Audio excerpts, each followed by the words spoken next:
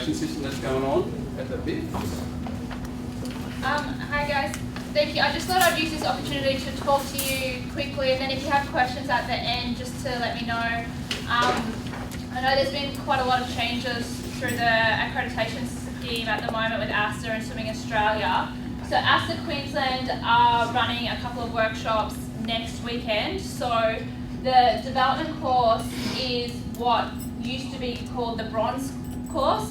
So previously, when ASTA held them, they have them once a year, we were getting like maybe 20 people come to a bronze course. We currently have 4 people registered.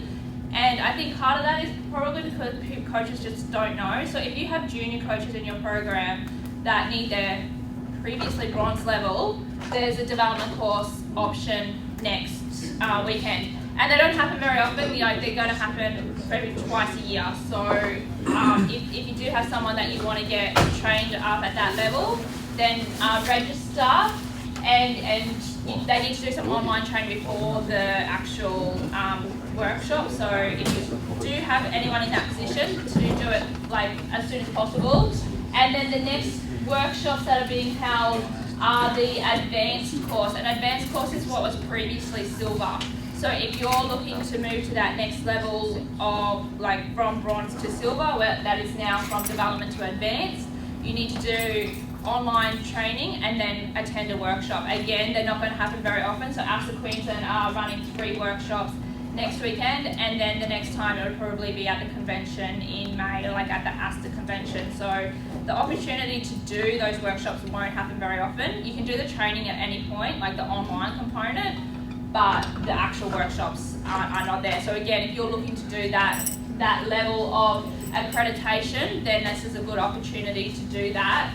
The level above that, which is performance, which is previously gold, again, because there's not many workshops, you can go online, do the training in preparation for when a workshop is going to be delivered, which would be the convention in May. So it's a little bit different to what it previously was, but if you do have any questions about going through to those next levels, just let me know.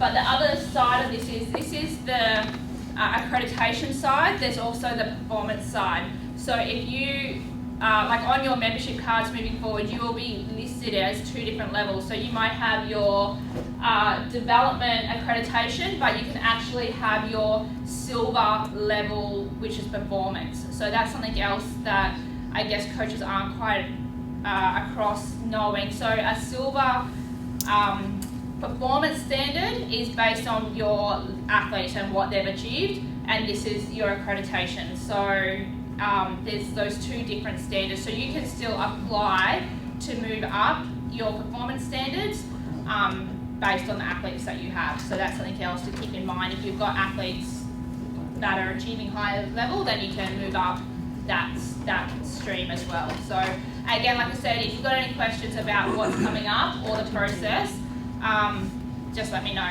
So, thank you. Very good. Thank you.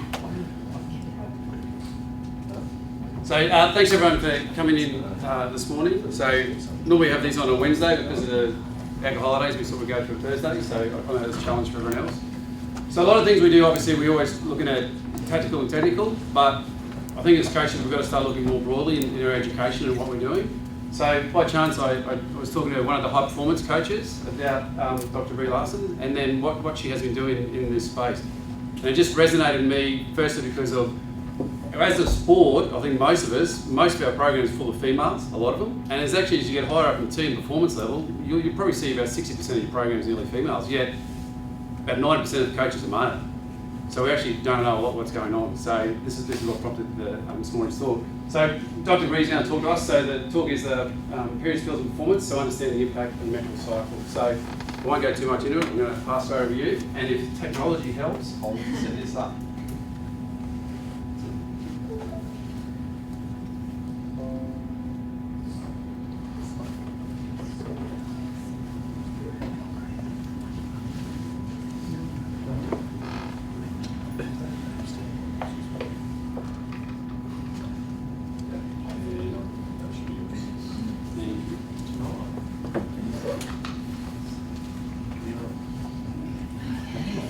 Thanks for the introduction. So as Drew said, my name's name's Brianna. I'm a postdoctoral research fellow at Griffith, and I'm also a Queensland Academy of Sport scholar, so my position is half funded by 3AS.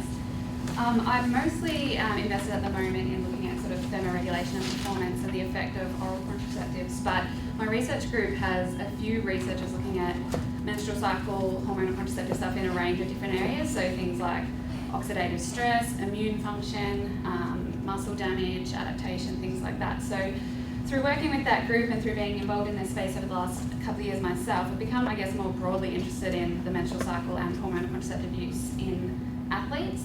And as sports scientists, we're obviously very interested in the performance question, which one's going to be best for performance, worst for performance, do they have an effect on performance at all? But that's a long way down the track before we can provide really, really firm recommendations. I'll go into that later, but there's still a lot more that can be done in terms of educating, like taking a step back and just educating on, I guess, menstrual cycle, physiology, hormonal contraceptive options, those sorts of things. So I presented this up at Cairns at the Staging Camp for Worlds, and Drew was kind enough to invite me to do the same presentation for you guys today. So hopefully you find it useful. So I'm not going to go too scientific or in-depth with any of this because we've obviously got a fair bit to cover, so I'll just be briefly touching on a lot of topics today. But I first wanted to start by talking a little bit about the menstrual cycle, I guess what's going on at a physiological level, what's sort of common or what's normal when it comes to the menstrual cycle, what are some common issues, and what happens when we take hormonal contraceptives like a pill. So there's 3 phases when it comes to the menstrual cycle: the follicular, ovulatory, and luteal phases. You may, if you do any reading of your own, they sometimes call menstruation or the period a 4th phase, but that does actually occur within the follicular phase. So the follicular phase starts on day 1, so day 1 being the first day of the bleed, first day of period, and goes through into ovulation. So during this phase, the ovary is producing a number of different follicles, and typically one of those will go on to mature into an egg, and ovulation is when this egg is released from the ovary. So this figure is obviously really simplistic, and it's assuming a 28-day cycle, which not everyone has. So I just wanted to make the point that ovulation, it occurs mid-cycle if you have a 28-day cycle, but it actually does occur about 2 weeks before the next period. So if you have a 35-day cycle, for example, you're more likely to ovulate around day 21. So just worth noting that. I think some people sort of think it's just always right in the middle. So after ovulation, this is when the body is preparing for a possible pregnancy, so during that luteal phase. So during this time, this is where some women experience PMS-type symptoms, so physical and emotional symptoms in some cases as well, so things like bloating and breast tenderness, some mood instability, sadness, things like that. So in that period, so where we have that progesterone spike, the blue spike there, assuming that the egg isn't fertilised and there's not a pregnancy, the egg will then disintegrate, and then it's the uterine lining shooting through the vagina as the next period, and that's obviously one cycle is day 1 to day 1. So what I want you to take away from this slide mostly is that fluctuation in the female sex hormones, estrogen and progesterone across the cycle. So there's significant fluctuation across one menstrual cycle. You have that big peak in estrogen right before ovulation. You have a second smaller peak in the luteal phase, but you have that big peak, spike in progesterone in the luteal phase as well. So when it comes to the menstrual cycle, obviously there's a lot of individual variability. So what I'm presenting here is sort of what's considered normal or average. So typically first period arrives between the ages of 11 and 14 for most females. Typical cycle length, it has 25 to 30 days up there, anything really from 21 to 35 days. I don't know what I've done there, I might have just done with that. There we go. Anything from sort of 21 to 35 days is still considered normal, and that asterisk there is just to say that it's very, very common, and it is indeed considered normal if after the first couple of years after the develops her period that she will have longer or more irregular cycles. So typical bleed duration is 4 to 6 days, and typical amount of menstrual fluid is 30 ml, and anything over 60 is considered abnormal. So I also just wanted to briefly touch on some common issues. This is by no means an exhaustive list, but just some things that are pretty prevalent. So PMS, I mentioned before, is a range of either physical and emotional symptoms that occur in that luteal phase, so in the lead up to the period. And this can include things like tender, lumpy breasts, bloating, food cravings, headaches, and then also some mood instability, anxiety, etc. So this obviously can range in severity from person to person, and if it's quite severe, definitely worth going to talk to a doctor about. dysmenorrhea is the term that we use for painful periods, and this can range again from mild through to very severe.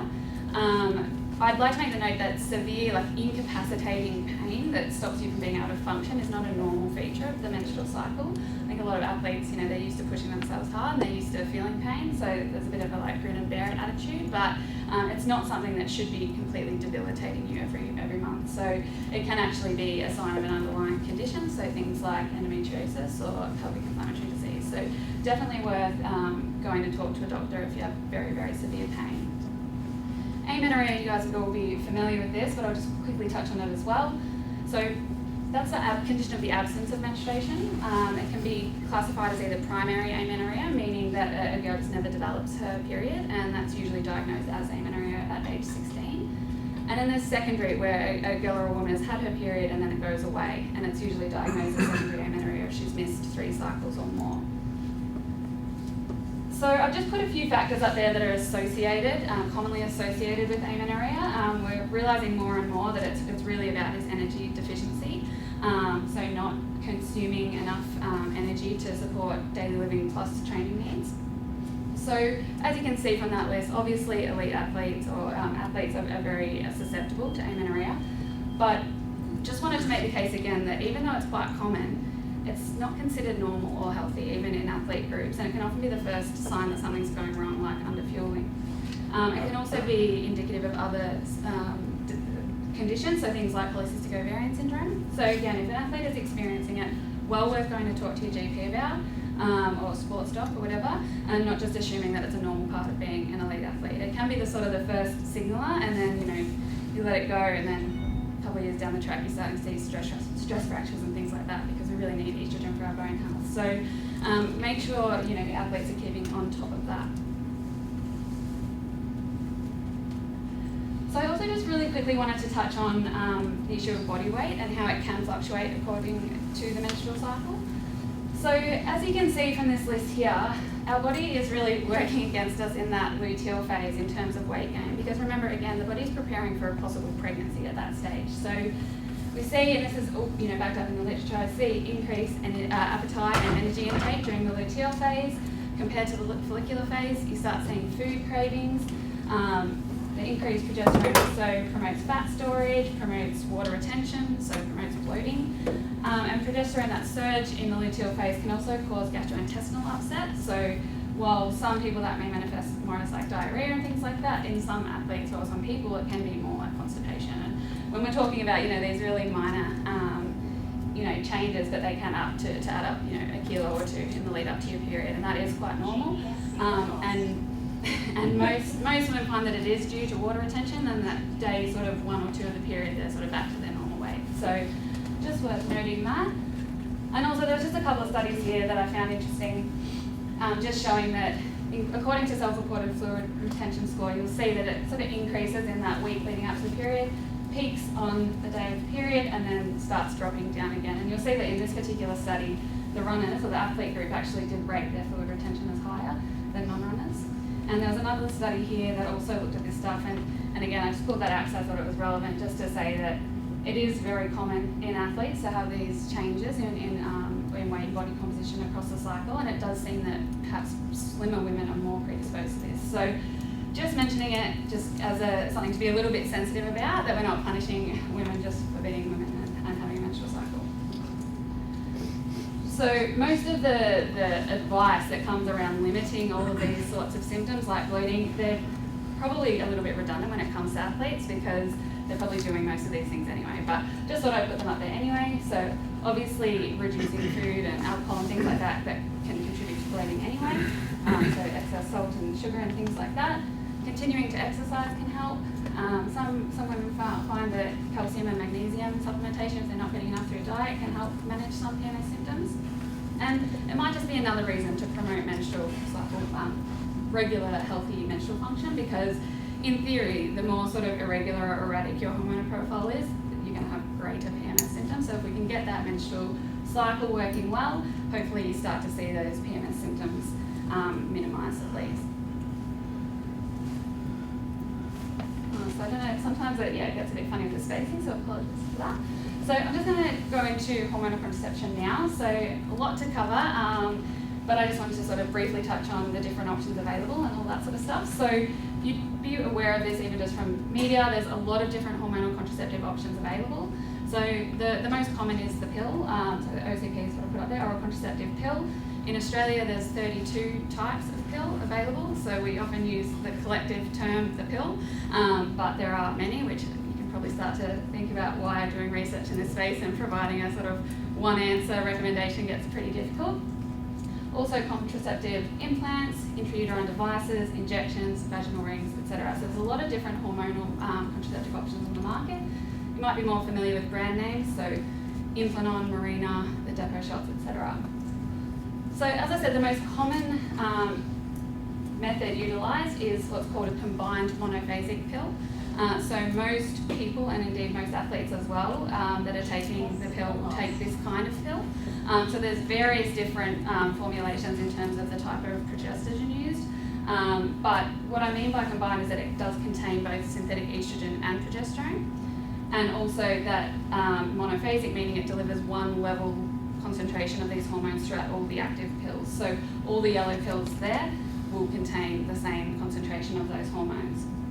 And the reason why this might be important, or why we're interested in it, is that a woman who's taking a combined monophasic pill will have a hormonal profile that looks a little bit more like that, which, as you probably remember from the other side, is quite different to that cyclical fluctuation. So when you take a combined monophasic pill or any sort of hormonal contraceptive method, it actually sort of shuts down your body's natural production of estrogen and progesterone, so they're very, very low levels, and it replaces them with this sort of synthetic equivalent and a level concentration. So it's like a block and replace type thing.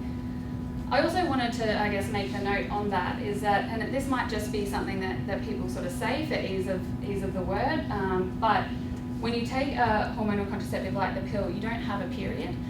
So you have a withdrawal bleed from the cessation of taking those synthetic hormones.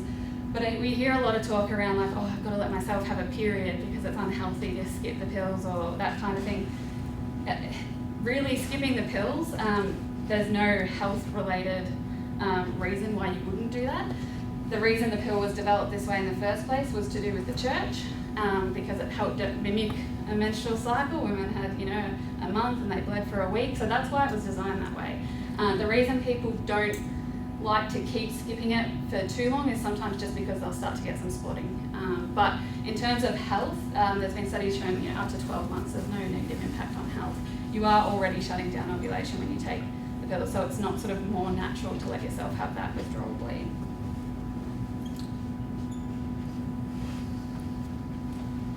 Okay, so I'm just going to change tack a little bit now and just present a little bit of results from a survey we did, just because I think it really hits home why we need to start doing these sorts of presentations for coaches and athletes.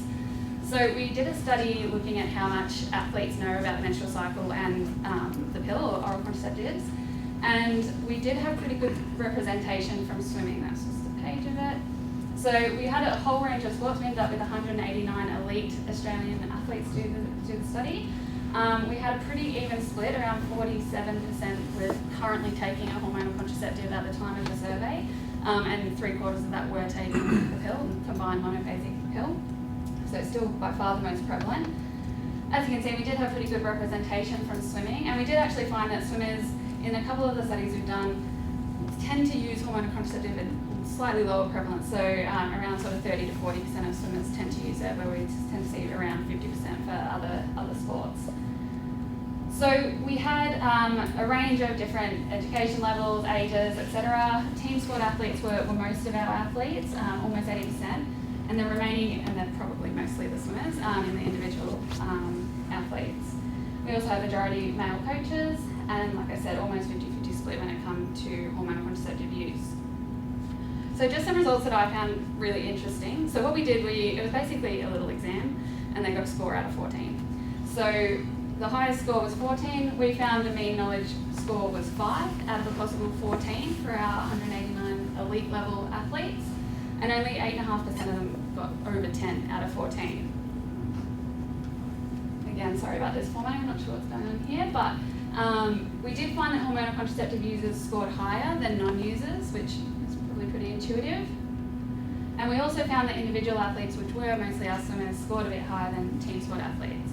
But obviously looking at those numbers, we're still talking about 6 out of 14, so it was a statistically significant difference, but certainly for us it told us that we need to be educating across the board. And we didn't actually find that gender of the athlete's coach had anything to do with knowledge score, so that was not significantly associated. So just a couple of other key sort of findings that I found particularly interesting. Only 16% of the athletes could correctly identify estrogen or progesterone as the female hormones that fluctuate across the menstrual cycle. Only 18% identified amenorrhea as a condition of the absence of menstruation from a multiple choice question. So I was quite surprised at how low that was in our athlete group. Less than 30% knew that the combined oral contraceptive pill contains 2 synthetic hormones, and only 18% knew that the mini pill contains progesterone only. So I haven't gone into all that too much today, but I've sort of focused on the combined pills because they are the most prominent. But there are other options available that are progesterone only, and the athletes sort of weren't aware that they were aware of different brands, but they weren't aware that there were sort of different hormonal makeups within that. And similarly, almost 90% of the athletes said they weren't aware of the different combined pill formulas. So even in combined pills, I focus again on monophasic, but there are biphasic and triphasic, where the concentration of the hormone shifts throughout one pill cycle. And the athletes sort of just weren't aware that there are other options in that space either. We found that the top 3 perceived benefits of oral contraceptive use included menstrual cycle regulation and the ability to manipulate the cycle, relief from painful periods or dysmenorrhea, and reduced acne, whereas the top 3 perceived risks were weight gain, fatigue, and breast tenderness. So some of you might have seen this floating around, the QAS has been sharing it. This was just the results of that study made into an infographic so we could sort of easily communicate that back to coaches and athletes. Obviously it's a little bit of a bleak picture, and I don't mean to come in here all doom and gloom saying no one knows anything, but really just gives us an evidence base to go, okay, we've got a lot of work to do, and here are the specific areas that need a bit more education. So I'm going to shift tacks again here, and you'll see my boss, Claire Moynihan, her name's all over these slides because I pinched them from her presentation that we did together, with her permission, of course. So we presented at Female Athlete Conference in Boston just in June this year, and we presented with a researcher from the UK, Kirsty Elliott-Sale, who does a lot of menstrual cycle oral contraceptive sort of research as well. And so we did a whole symposium on hormonal contraceptive use in elite female athletes. It was really well attended. So there's a lot of interest in this space at the moment.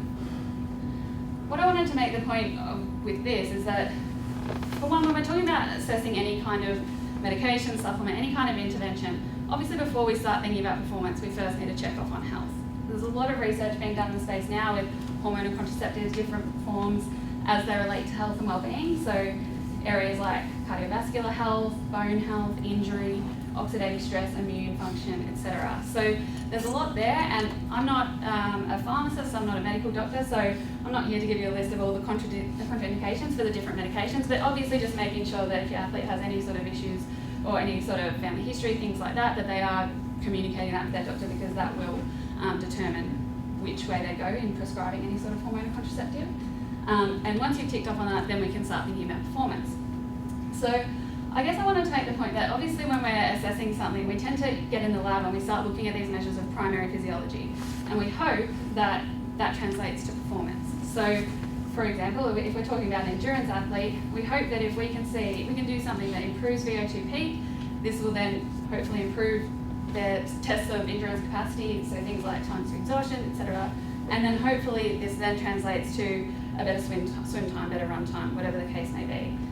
But as scientists, we need to be careful not to come in making these really strong performance recommendations based purely on primary physiology, because A plus B doesn't always equal C, and sometimes we do see changes in primary physiology. It's often the case actually with hormonal contraceptive research. It does change our physiology, it's changing hormonal profile, but that hasn't always been shown, or in most cases it hasn't been shown to have any performance effect. So we do need to be a little bit careful in this space at the moment, and I'll show you some examples of that.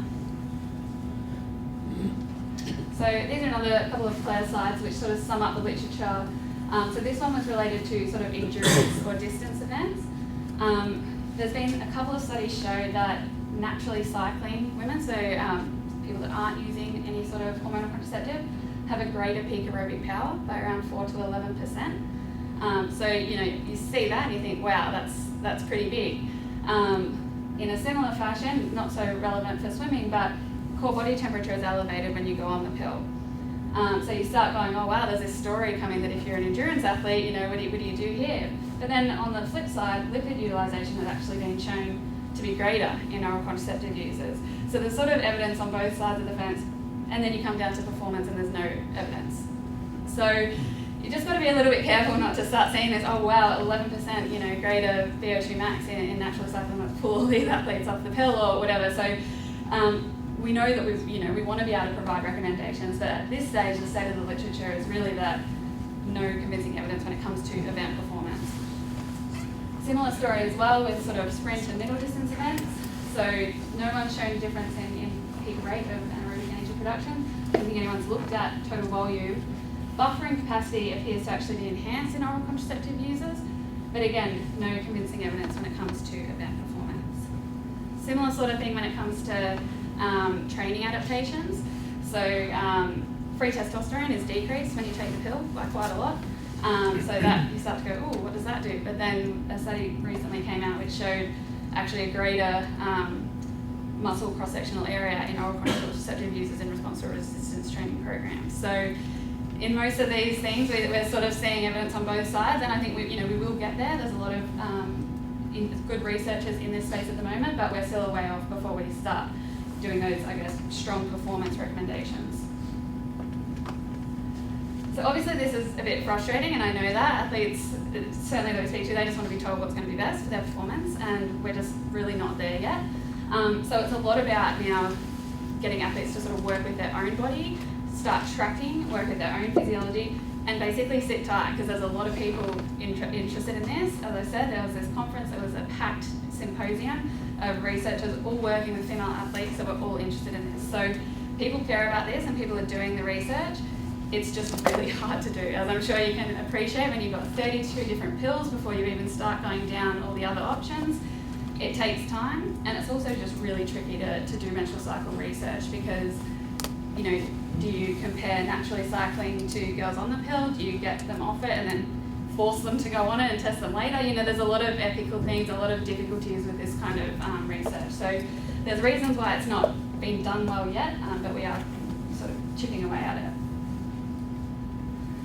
So things that athletes can do now is everyone should be tracking their menstrual cycle. Still talk to elite level athletes that aren't tracking their menstrual cycle, and that's pretty crazy to me.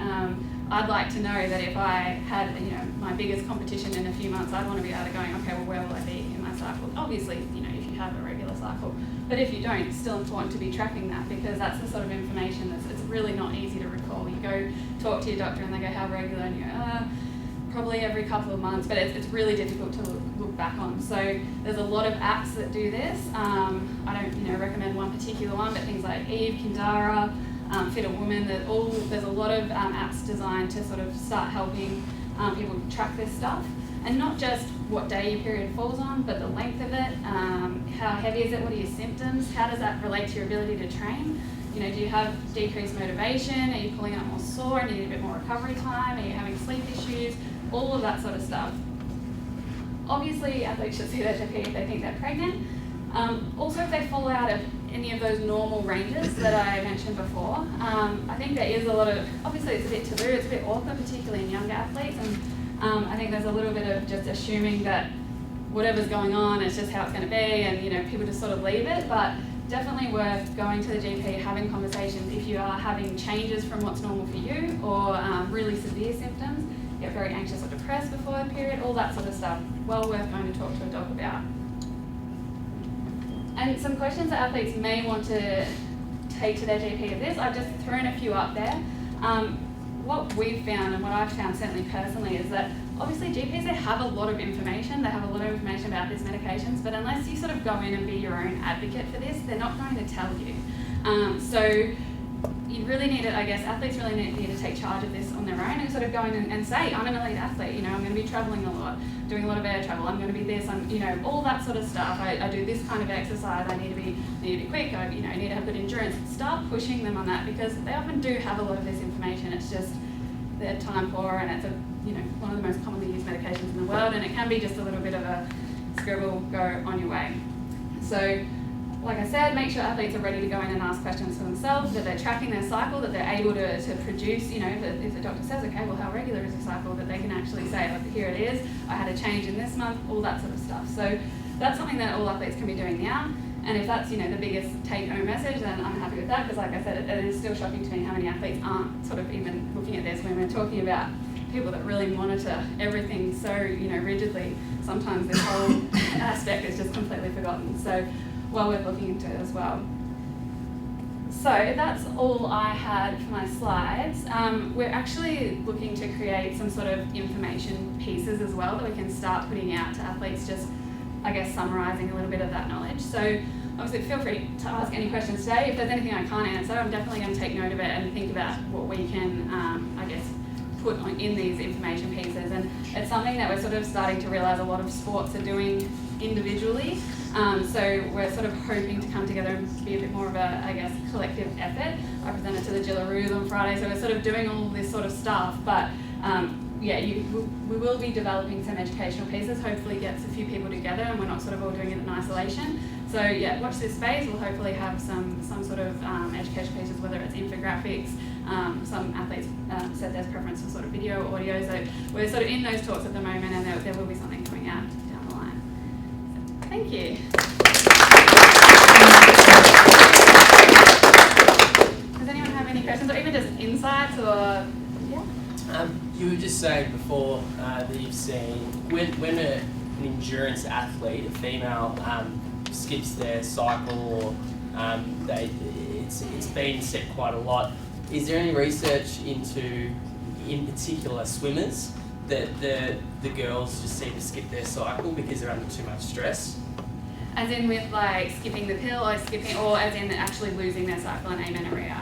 Sorry. That one, yeah. Amenorrhea. I just couldn't remember the name. Sorry. Yeah. I mean, it's very prevalent in athletes, and it's one of our biggest issues that we face, is that it's almost seen in some, at worst, as it's like just par for the course, and at best like a bit of a badge of honour, like I'm training hard, which is quite scary. If you're not ovulating and doing all that, you're not producing estrogen and progesterone, and they're important for very many things beyond just obviously reproduction. So a lot of things with brain activity, thermoregulation is a big one, all of that sort of stuff, bone health. So if you're starting to see swimmers and all that losing, I mean, obviously swimming is not an impact sport, but you'd be wanting to question that. And we do certainly hear anecdotally that a lot of swimmers are amenorrhea. Certainly the swimmers that I've spoken to that are happy to share that information, it's not uncommon. And the question that we've sort of started to think about as well, which was raised through some talks with swimmers, was people that have been amenorrheic leading up to a competition, and then they get their period in the taper. Yeah. So that's something that, anecdotally we've heard a fair bit. That's not something I've seen researched at all, but something very interesting for us, and certainly something we'd be looking into. But very long-winded way to say, it's pretty prevalent. Yeah. How much more intense are the effects of the period with endometriosis girls?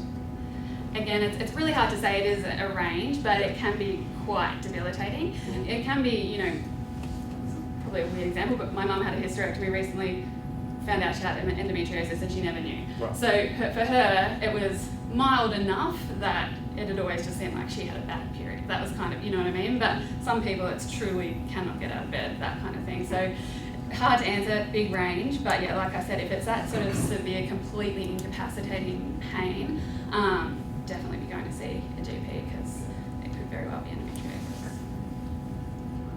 Do you know any coaches or specific sports that actually do programming the training around the menstrual cycle? As in like periodizing training? Yeah. I think we're seeing a big uptake in that now. I don't know specifically, as in I haven't seen programs, but I know that particularly off the back of the success that the women's soccer team had, and I don't know if you guys saw all the media stuff around that. It was going pretty far, basically being like we won because we started working with our menstrual cycle. So there certainly is, I think we're going to see in particular a really big shift in that. At the moment, I haven't seen too much of it, as in practice, but I think the interest is there, and we're possibly going to start seeing that.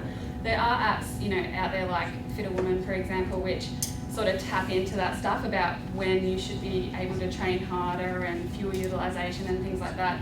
Just a caution to that. my knowledge of that app, it's not that it's going to do harm, but I think a lot of the recommendations probably are based on that primary physiology sort of stuff. But again, it's probably stuff that it's not going to hurt necessarily. So there are sort of resources out there, but I think we definitely need to start seeing more actual research interventions looking at when you periodise training according to the cycle, does it actually work? Because it's hard to do, especially if you've got a team, it's hard to. So yeah, again, a bit of a watch this space if we get sick of me saying that.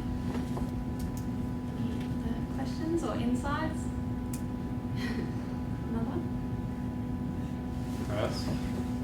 Is the GP like the last call? Like, is there a specialist that you go to after the GP? I mean, obviously, there's, you've got your sports docs and things like that as well, and then you've got gynecologists and whatever. That's another thing that's come up a lot off the back of me doing a couple of presentations.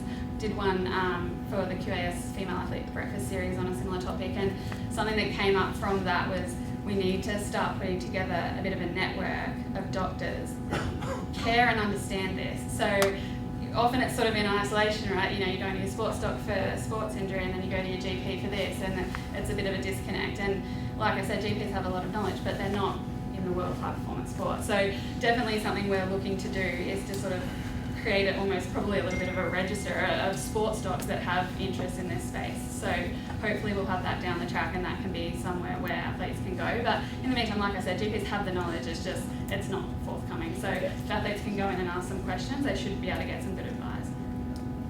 Because the other thing too, doesn't it have an impact on these girls trying like later on in life when they want to fall pregnant if they've got massive hormonal? Well, that's the thing. That's the other thing that I actually meant to mention. A lot of people, including myself, at a very young age, who have any sort of menstrual, I've got polycystic ovarian syndrome, any sort of issues like that, it's just, I'll just go on the pill, right? It'll regulate your cycle. It doesn't regulate your cycle, it blocks your cycle. So it basically masks it. So I'm not pro or anti-pill. I think it is a revolution, and some people wouldn't be able to, live without it. It's great, but using it in that way, not having a healthy cycle established and then just going on it and staying on it for 10, 15 years, that's not the way that I'd recommend. I'd also say, again, swimming is not that high impact sport, but just as like a general health thing, there's studies coming out now showing that if you go on the pill very early, it actually stops you reaching peak bone mineral density. So as a general rule, I would say the later that you can put that on and try and develop that regular menstrual cycle yourself, or indeed realise that you don't have one and get to the bottom of that, I think the longer you can do that, the better. But yeah, you're right, there's a lot of things. I actually saw some research at that female athlete conference that did show no difference in pregnancy outcomes for athletes that have been amenorrheic for a long time and things like that. So that was sort of a heartening message, but also a scary message. I was like, well, that's great for those athletes, but probably not what we want to be saying either, is that, you'll be fine to not have a period for 15 years and then just, probably not the best message. But definitely starting to think about those long-term health implications, and that's another thing, talk to your GP about that, because they won't say it, they won't come out and say it, but there are some studies coming out looking at long-term fertility. Yeah. Anyone else? All good? So I'd like to thank you for your time coming out. So hopefully that, guys, first up, it comes to the forefront of your mind, because like I said, I think, like speaking for myself, unless you've got a daughter or a wife, you probably have very limited knowledge of it. Even your girlfriend probably doesn't talk about it enough. Yet I know that for me in the swimming program, the longer I went, I just had more and more females in my program. Yet I knew nothing about what was going on. And again, what we're saying is, as coaches, we're trying to put our athletes under the most stressful situations, yet there's a whole lot of other stuff going on. So thanks for your time. For me, this is going to be an education thing. Now we've got to talk to the athletes, because I'm amazed, but I'm not surprised that most athletes don't know. It sort of goes both ways. So I was at that first going, wow, this is crazy, they're elite little athletes, they focus. But then I go, well, if someone said to me, how does a Panadol work? Or how do you know what I mean? It's just such a common medication that I think it just sometimes, but you are changing your whole physiology, which is why we need to. And a lot of athletes, what they want, just tell me what to do and I'll do it. Right. But without getting the real information of what's right for them. Exactly. I think the thing too that we've got to look at, like when the girls hit their periods, they're hitting the peak. A lot of them are hitting peak performance and hitting their periods. So it's a double whammy. Mm-hmm. So for a lot of the girls to actually go and say to a coach that they're getting their period, that's going to have an impact. That in itself, like an 11-year-old girl, imagine her first period that she's then got to go and tell. Right. a coach, that's quite confronting in itself. So to open the dialogue, as you're saying, I think is really Yeah, because important. I know a lot of coaches, it's not spoken about, you know, No. like the female like athletes know they can't even say anything, or they have a code word if they do say anything. You know? Yeah. So for me, this has to be discussed even further, and the education around it. There's one point Yeah, I yeah. forgot to mention and I think is important. With the tracking, obviously that's relevant to people who aren't taking any sort of hormonal contraceptive that have a menstrual cycle, but I would also say that any athlete that's trying a new hormonal contraceptive method or still keep tracking that, because it can be the sort of thing, side effects to these sorts of medications can be really wide, and they can be like things like depression through to, you know, weight gain, so they can be physical, emotional, all of that sort of stuff. So what we often hear, and I hear it all the time from athletes, go, oh, I came off that, I didn't even realise I was depressed, but it was like a fog had been lifted, and they hadn't attributed it to, you know, this that they were taking because they hadn't kept a record. So I'd say any new medication or anything, but particularly with this, keep tracking mood, all of that sort of stuff, because there are other options. Athletes don't seem to be very aware of it, but there are other options. If you're having bad side effects on one, it's not necessarily saying that the next pill wouldn't work for you. So just, I guess, making sure that they're just tracking everything, tracking it, and yeah, knowledge is power. Can you, off of this information, create some type of template that you would include, say, we're tracking sleep, we're tracking diet, we're Right. tracking menstrual cycle, just, this is another sheet of paper, you gotta fill this out. I mean, that's enough information for me to make my own. Exactly. But, and then included in was a letter. Yeah. Whether they have a period or not, they know that's coming up, and I can track that. There's a You know, lot of having absolutely. Male coach, female coach, that shouldn't matter. This is just. It's just another bit of data that, yeah, no, there's definitely talk about integrating that into, teams that use Smarter Base and stuff like that. There's talks about integrating all of that, and I definitely think that's where we need to move towards. In the meantime, as I said, there are other apps, but that's obviously up to the athlete themselves. But certainly, I think that's how it should be. It should just be another thing that's monitored, and it would help reduce the stigma as well, make it a little bit easier to talk about, because it's just another data point. So thanks for your time, thanks for coming in. So what we'll have a quick 5 minutes, so you can grab something to eat or you can go to the toilet, and then we'll keep moving on. Everyone cool with that? Way to go. I'll see you, mate.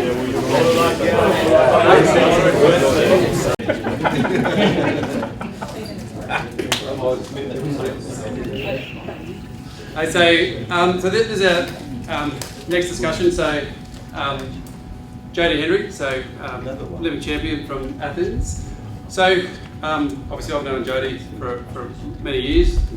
Haven't spoken for many years too, until recently. So I sort of reached out to Jodie not long ago. I started talking about it's that athlete journey, you know, and then with the coach and everything else. We actually spend a lot of time as coaches talking to the coaches, but we actually spend no time actually talking to the athlete about their journey and sort of the impact that we have on them, and some things, how we lead to their success, sometimes how we lead to their failure. Because I know 100% fact, all the studies of the AAS, how athletes make it, there's two predominant factors how they do that. One reason how they make it is to the coach. Do you know how they fail? Coach. So the athlete-coach relationship obviously is integral. And for me, within Swimming Queensland, what we talk a lot about is actually more about the soft skill stuff, because the tactical and technical we should know, we're experts, but the emotional side and the soft skill stuff we don't get to talk about. Now, today, it's my first job as an interviewer, so I'll see how we go. So we sort of discussed this, how we're trying to make it informal. Joe's probably better at this than just trying to do a presentation. So what we designed is a bit of a chat. I myself probably go on a lot of tangents. We'll see how we go. Joe will pull me back in. There is some technical stuff up there, but as coaches, I know we'll get fixated on it, but hopefully through the conversations you'll see more about the soft skill stuff we'll be going through. Okay? All right, let's go. I'm just doing this for myself. I might put a timer on myself because I know that if I talk, I'll talk too long. That's what it is. So, all right, so we'll start at sort of what your achievement was. Now, these are Jodie's achievements, so the career highlights, probably 2002. I know that you had earlier teams, but 2002 sort of your main teams, then right through to the Commonwealth Games, Barcelona World Championships in 2013, obviously the big one, 2004 at the Olympics, again the World Champs 2005, Comm Games 2006, and then finished off there at the 2007 World Championships. So as a career, you probably say, people say, like, relatively short, but obviously very, very successful. So with your major meets, so sort of what do they sort of mean to you? And which one did you sort of feel your best? And I know that's a bit loaded question. Yeah. Yeah, so before 2003, a lot of that's a blur. Yeah, Pampacks, don't remember too much. 2002 Com Games, remember even less. I don't know, yeah, I really don't know why, because I did win. It's not in, yeah, I just don't have many memories. I think Shannon has spoken to me about sort of going onto autopilot, and I did tend to do that, because even Athens is really fuzzy. Yeah, so obviously Athens was the big meet for me. Yeah, and yeah, there's like I said, there's a lot of patches of complete loss of memory, and Shannon will tell me things. I'm like, oh, did I do that? Okay, all right. I just completely forget. So then, out of all those meets, then, so where did you feel you got the belief to actually race, the belief to win? Did that happen? Was there a moment there, or it actually just happened slowly over time? Yeah, I just learned. Just just gradual. Just getting better. Each next step up. Oh, okay, I've done that. Rightio, we'll do something else. Oh yeah, all right, did that. So yeah, just a stepping stone. That's just how I learn as well, by doing. So. Doing anything. Yeah. So the other thing then is the comfortable, because I know early on in your career, like racing wasn't one of the things that you really wanted to do, especially going on to the international scene. Yeah. So where did you actually feel comfortable? Because we see a lot of athletes, there's a moment where they actually feel like they belong, like I actually am at this level. Was that a moment? Did that come out? Yeah, probably around 2003 when I got silver. Yeah. I mean, 2002, Com Games sort of, yay, we did it, but it's not a joke or anything, but you know you're not racing the best in the world. You know that. You know the Americans aren't there, you know the Europeans aren't there, you know the Asians aren't there. So, yeah, it's nice, but 2003 World Champs when I got silver, like, okay, all right, yeah, I think... Not bad at the skate park? Yeah, yeah, basically, yeah. So, and this is probably knowing you again, so why did you actually compete? So did you actually like racing, or did you have to learn that? Yeah, I had to learn that. So a common myth about me is that I hated training. I didn't like morning trainings, but I really actually enjoyed training. I enjoyed the seeing the improvement. I liked how Shannon repeated sets, and I really pushed myself to improve over those sets. And I was really good. I could even train by myself and do really well. So racing was something that I didn't like because of the nerves, because the unknown. So my first ever state titles, I was super nervous. Club states it was, not school states. School states is a bit different. Yeah, I was so nervous weeks leading out. I would get butterflies in my stomach thinking about it. So it was something that, yeah, I had to learn to be comfortable. But it was also Shannon not allowing me to run away. So you know how they say fight or flight? I always chose to run if I could. He basically had to force me into marshalling. There was actually, I'll say, there was literally one occasion he literally did take her to marshalling. Yeah, and I even remember one time, it must have been trials in Brisbane for some open team. And I was too busy chatting to a few of my competitors, and I didn't realise my race had actually already gone out and we're about to dive in. And Julia Ham, you remember her? Because I didn't listen to Shori when Shori came down to tell me that I was supposed to be out there, so she ran down and screamed at me, "Get out there right now!" Because yeah, I was too busy just chatting. Yeah, rather than thinking of the race. But that was my strategy as well. Bit of deflation. Yeah. And I know probably the misnomer, like I hear a lot from coaches, is, oh, Jodie wasn't that successful. She probably could have done more in her career. And that's like, that comes out a lot. Now, if you look at that, there's actually not much more achieved, is there? It's actually did everything at every sort of level. So we've had this conversation. Now, I found this stat the other day. So there's only 6 strays in history that have actually won 3 gold medals at a single Olympics. 6. think if you've done 3 gold medals and 3 world records, you don't really need to achieve anything. Pretty well done. So that's what important. That's what we're talking about. You did great. Well done. So that's what we sort of come out about, isn't it? But then, like, then there's always the discussion of, oh, why didn't you go longer? Why didn't you do more? I think she did everything. So what I might do now is we'll go back to the big moment. We'll actually have a look at the race, the Olympic final in Athens. Now, apology for the footage. I am a mining troll. I can find anything, but I cannot find this race in a really good context. It is the one race in the history of the world that it's really, really hard to find for some reason. Anyway, so I got some footage. It's in Italian, but it's still there. So I thought we'll have a watch of it. Now, we're going to talk. We'll talk a little bit about the race. So again, what I really want to start talking about is more about the journey with Jodie and what she actually went through and what it is. So we'll get the sexy stuff out of the way and then we'll get into a bit more. So hopefully this will play. That's what I said.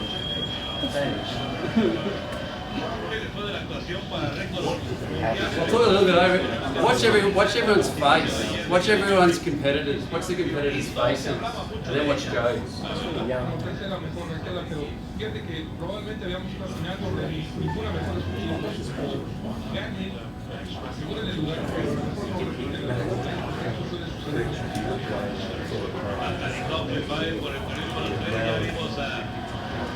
Ahora de Grecia en el carril 1, a Joel de Estados Unidos en el 2, Coughlin también de Estados Unidos en el 3. Aquí está la ahora poseedora del récord mundial y olímpico, Jodie Henry de Australia. Su registro fue 53-52 y le quitó el récord su compatriota Lisbeth Lector, que ni siquiera pudo llegar a la final. Sí, que fue la decepción de la semifinal. Now, defending champion. Tenemos a la holandesa. I'll ask Jodie something about that after. Preparándose para entrar en acción de Brugin. Hasta el momento en estos juegos tiene tercer lugar en los 100 de mariposas, tercer lugar de relevo 4 por 100 libre. 2 bronces para ella de Brugin. Y aquí va a tratar de conseguir retener el título olímpico. Estamos en vivo a través de Televisa Deportes en la gran final de los 100 metros de tiro libre para damas. María Metela de Francia va a ir por el carril número 6. Su tiempo de calificación fue 54-57. Un segundo de fracción atrás del récord del mundo de Jodie Henry. Alena Kovchanka de Bielorrusia aparece en el carril número 7 y vamos a cerrar con Martina Morakova de Eslovaquia en el carril número 8. ¿Algún tipo de sorpresa o de plano carriles 3, 4 y 5, hermano? Yo creo que van a ser de ellos. Y bueno, la Morakova también es una ganadora de muchas medallas, de las ganadoras de más medallas. Ha ganado los Juegos Olímpicos de oro, pero diferentes campeonatos mundiales, ha tenido muchas medallas. Sin embargo, es una ganadora y desgraciadamente no ha logrado ser campeona olímpica en este evento. Vamos a ver si lo consigue. Now, just a couple of things while we're watching it. Watch how De Bruin goes out, watch how Colin goes out, and watch where Jodie is at the turn. Jodie Henry hasta el momento tiene un oro. Don't watch Jodie's Relevo goal. 4 por 100. Well, the turn. Y va por segunda medalla de oro. Aquí se lanzan 100 metros. Salió mal, Jodie Henry. Tarde en la salida, le robó la salida. So De Bruin is the straight arm at the bottom, Colin's at the top. Natalie Coughlin y Ingrid de Brugin le robaron prácticamente la salida. Pero vamos a ver de qué está hecha esta mujer. Por lo pronto, De Brugin está adelante. La holandesa, vamos a ver si puede aguantar este ritmo y retener su título olímpico. Ya le está alcanzando la australiana el toque de los 50 metros. De Brugin está en primero. En segundo, Coughlin hasta el quinto lugar. La australiana Henry. Va a ser difícil para Henry por lo que decías, por esa mala salida, que pueda reaccionar, aunque ya alcanzó a Coughlin y va sobre ella De Brugin. Ya está adelante la australiana. De Brugin trata de defender su título olímpico, pero la australiana Jodie Henry se está colocando adelante y en el toque Jodie Henry. 3.84. Qué regreso de la australiana para llevarse su segunda medalla de oro en estos juegos. Henry logra el primer lugar. De Brugin termina en segundo y Coughlin de los Estados Unidos. Qué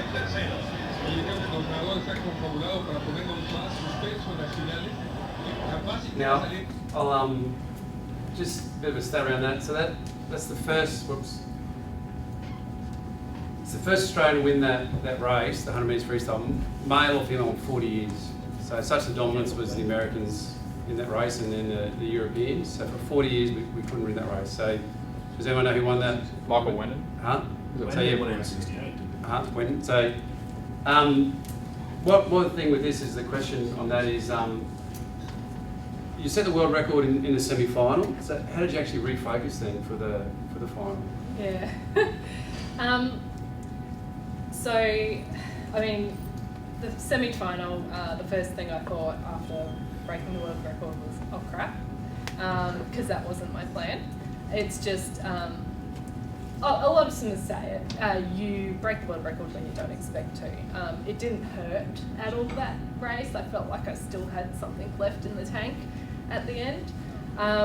So yeah, when I got out of the pool, I didn't know this, but Shannon told me recently, because yet again, I've forgotten this part of the night, that he didn't have to bring me down. He had run around and told all the coaches and all staff, don't make a big deal, don't, go up to Jodie and go, well done, well done. But the first thing I said when I was walking towards him was one more night to go. Because I knew you can break world record anytime you want. You can't win an Olympic gold anytime you want. So that was my job. That was my whole goal to go to Athens, was to win that race. So it was, a matter of refocusing. It was really hard to sleep that night. It was. Not just because of the world record, but because then I'm in lane 4 the next night at the Olympics in a final, the 100 metre final. So then the next day, instead of going back to the pool where there could have been media, there could have been a little bit of hype around me, I stayed at the village, and instead of going for a swim at the Olympic pool, I went for a swim in the village pool, which was full of blow-up toys. So it was sort of just doing those ones just to sort of have a bit of a paddle. So yeah. And then, so Shannon, you had that discussion. You're in the Olympic final. So what was actually your race plan? So out on pool deck, what was your race plan? Yeah, so I had a very specific race plan, and I'm part of the GMR program. I don't know if any of you coaches have heard of it. It's called Gold Medal Ready, that the AIS is doing, and they're all about having plans. Planning what you can plan for, being flexible around things you can't control, but planning what you can plan for. So we planned what we could plan for, and that was, I had to talk to anyone I could in the marshalling area, because that kept me relaxed. I didn't have Libby there like I thought I would. So I just made the Americans talk to me, and they did not want to talk back, but I made them.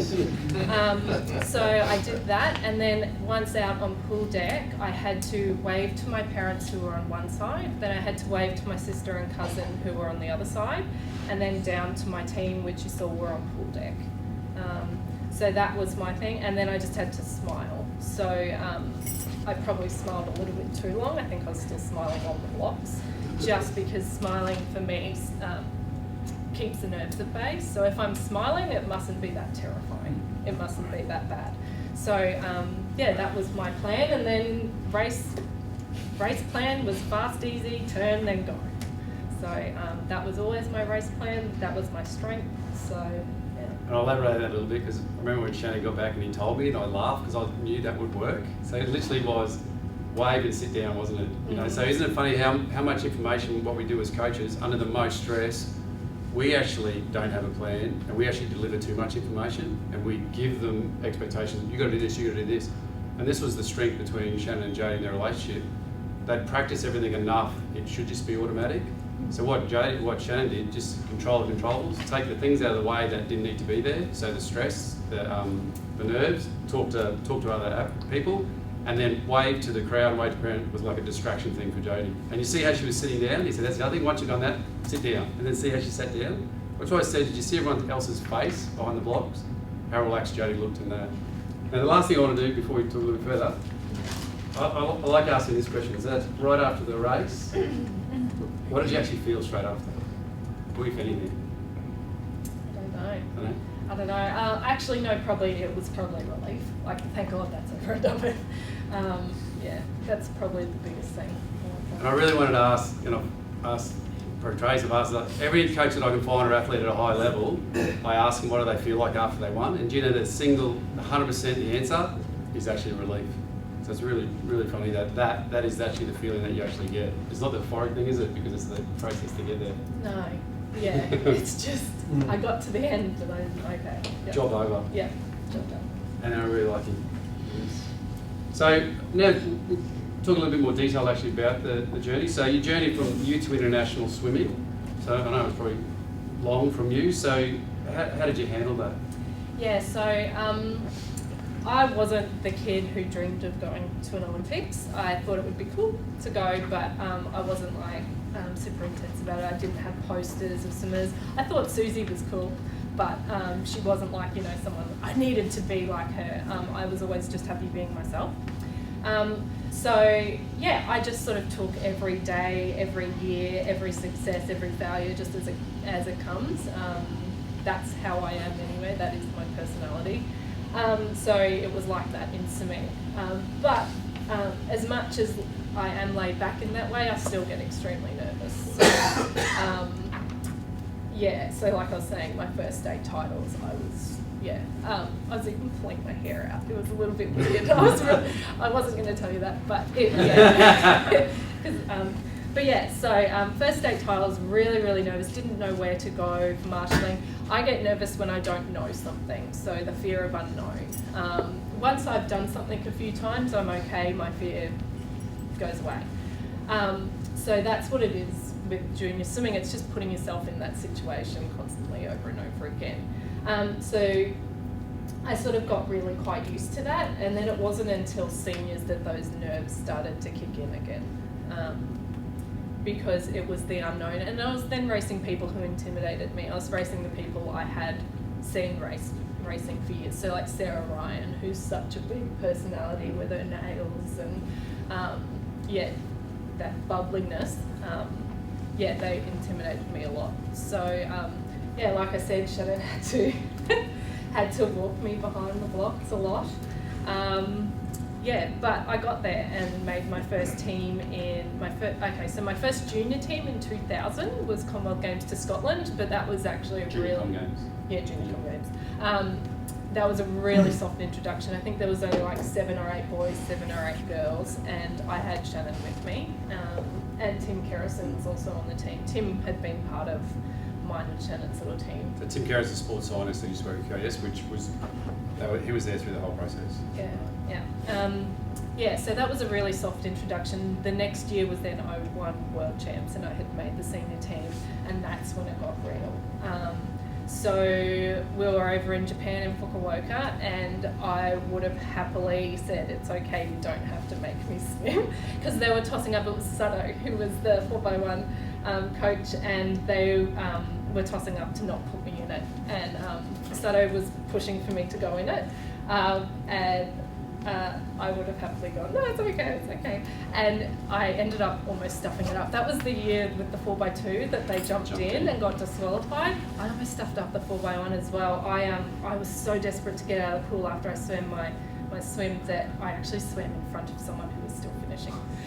Thank God! None of the judges or the technical officials saw it. But it was not good. So those nerves were still there for years afterwards, but I just got used to them. That's what, just getting used to being nervous and feeling okay with that. But I also there was an element as well though where, because it wasn't spoken about, I did feel like I was different to everyone. With this GMR program that I've spoke about before that I'm doing, it's really good we do talk about that. So it's making it really normal for the athletes now coming through. We're saying, oh yeah, I threw up before races, and someone else, would have a different physical thing that would happen to them before races. So it's making it normal and making them feel like they're not different.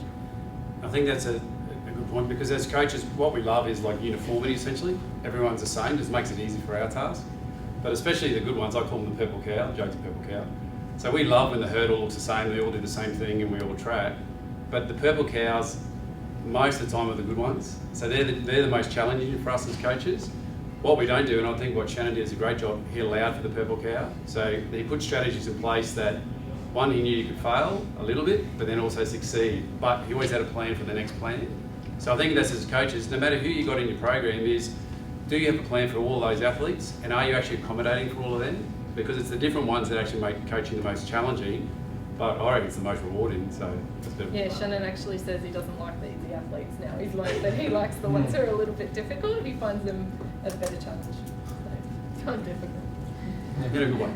So then, I'll talk a little bit. So going back in age group, you'd think like Olympic gold medalist, you would have had to be like a superstar as a young kid coming through. So that's the analogy, isn't it? You know, young, fast 12-year-old, being everyone, being in the States. Was that you? No, not at all. I swam at Springwood Swim Club until I was 14, I think I moved to Chandler. And I did okay. I made like regional teams for school, states and things like that. But back then it was like, you might remember, can you remember Lindsay Fogarty or Katie Corbett? Yeah. So they were like the next big things, but they all dropped off real quick. Real quick, it was then the next wave coming through with me in it. But yeah. So the reason I asked that again is, inexperienced coaches, what you get excited about is that 10, 12-year-old swimmer. We're really just winning through early maturation. Yeah, and I call them the baby drafts, take longer to come through, extending. So I'll actually put this up. So this is, so you get a really idea where actually Jodie came from. And again, these are the numbers. So no one believes this stat. Shannon and I laugh about this all the time. There's a 14-year-old, what 14-year-old now that you would think could win an Olympic gold medal that couldn't break a minute? You know what I mean? So then this is the thing why we have to, as coaches, actually look at the individual athlete, what attributes they have, and are you going to spend the 10-year journey to get them? Because the easy way to do it is the fast 12-year-old, isn't it? But like Jodie said, and we all have seen it, but most of them don't make it, they're swimming. So if you have a look at that progression, so I'll talk a little bit about that. So it actually even matches up. If you look at like the processing of a coach, when she actually started, when Jodie was ready to train, the capacities were built in. If you look at a 50 speed, compare it to 100, it actually sort of modeled out really, really well. So my point is don't get excited about young ones. You win at 21, so let's have a plan for that. So just so in years, it sort of looked like that as well. Good things. So back to the question then, Jade. So looking back at your career, so what do you think you learnt then? So as a mum now, mum three, so what do you think looking back as a career? It's nice to reflect and be more mature and have a clearer mind on things. But like I was saying, people think I didn't like to train. I did, but there were a few times that I went MIA, went missing. But for me, that was my form of rebelling. When I was a teenager, it was my taking a little bit of control over my life back. So it literally only happened 2 or 3 times, but myself, a girl named Lisa and a girl named Dimity, a couple of times, instead of walking into the pool, we walked to the lake and sat by the lake and just had a nice little girls' chat. And that made me feel a little bit normal, like my school friends, because I did really miss that feeling, like my school friends. They could go and hang out after school, whereas I've got to go home and have something to eat to go training. So that was, and that was my form of rebelling. There were a lot worse things that I could have been doing. I never went out on weekends, I never partied, I never even stayed up past 8 o'clock because I was too tired to. So I'm really thankful that Shannon allowed me to be like that though. He knew it happened. But if he had have kicked me out for that, I wouldn't have continued swimming. And for him to allow me just to have faults, that's the thing. We sort of expect a lot of our athletes nowadays, and they're young people, and we do have to make mistakes because that's how we learn as well. I think we sort of expect a fair bit of kids now. Like I said, very thankful to Shannon that he didn't give up on me and that he allowed me to have my faults. What else did I learn? Sorry, I've just... So what about the one that people always say, like, how can you walk away at one Olympics? Like, you know, they go, oh, you got to go again. So how could you possibly walk away from that? Yeah, I know. Your body's still good, you're still healthy. Why would you walk away now? Yeah. I've had a lot of thinking over this over the years because I even had that inner thought. It's like I'm typically not someone who compares myself to other people and don't do something because someone expected me to do it. But in that instance, after Athens, I did. I was really over swimming after Athens.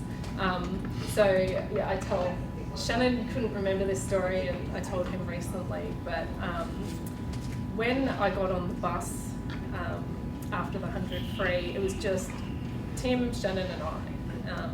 After all drug testing and media and all that jazz. And the first thing he said to me was, "Beijing, whoa, no one's ever gone back to back." And I was going, like, literally my internal thoughts were, hell no.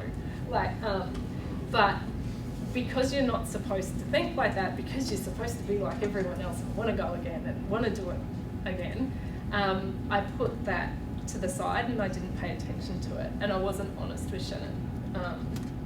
And I should have been a lot more honest, and told him what I was thinking and told him how I felt, because that could have changed a few things. I don't know that it would have, because hindsight is, but it might have.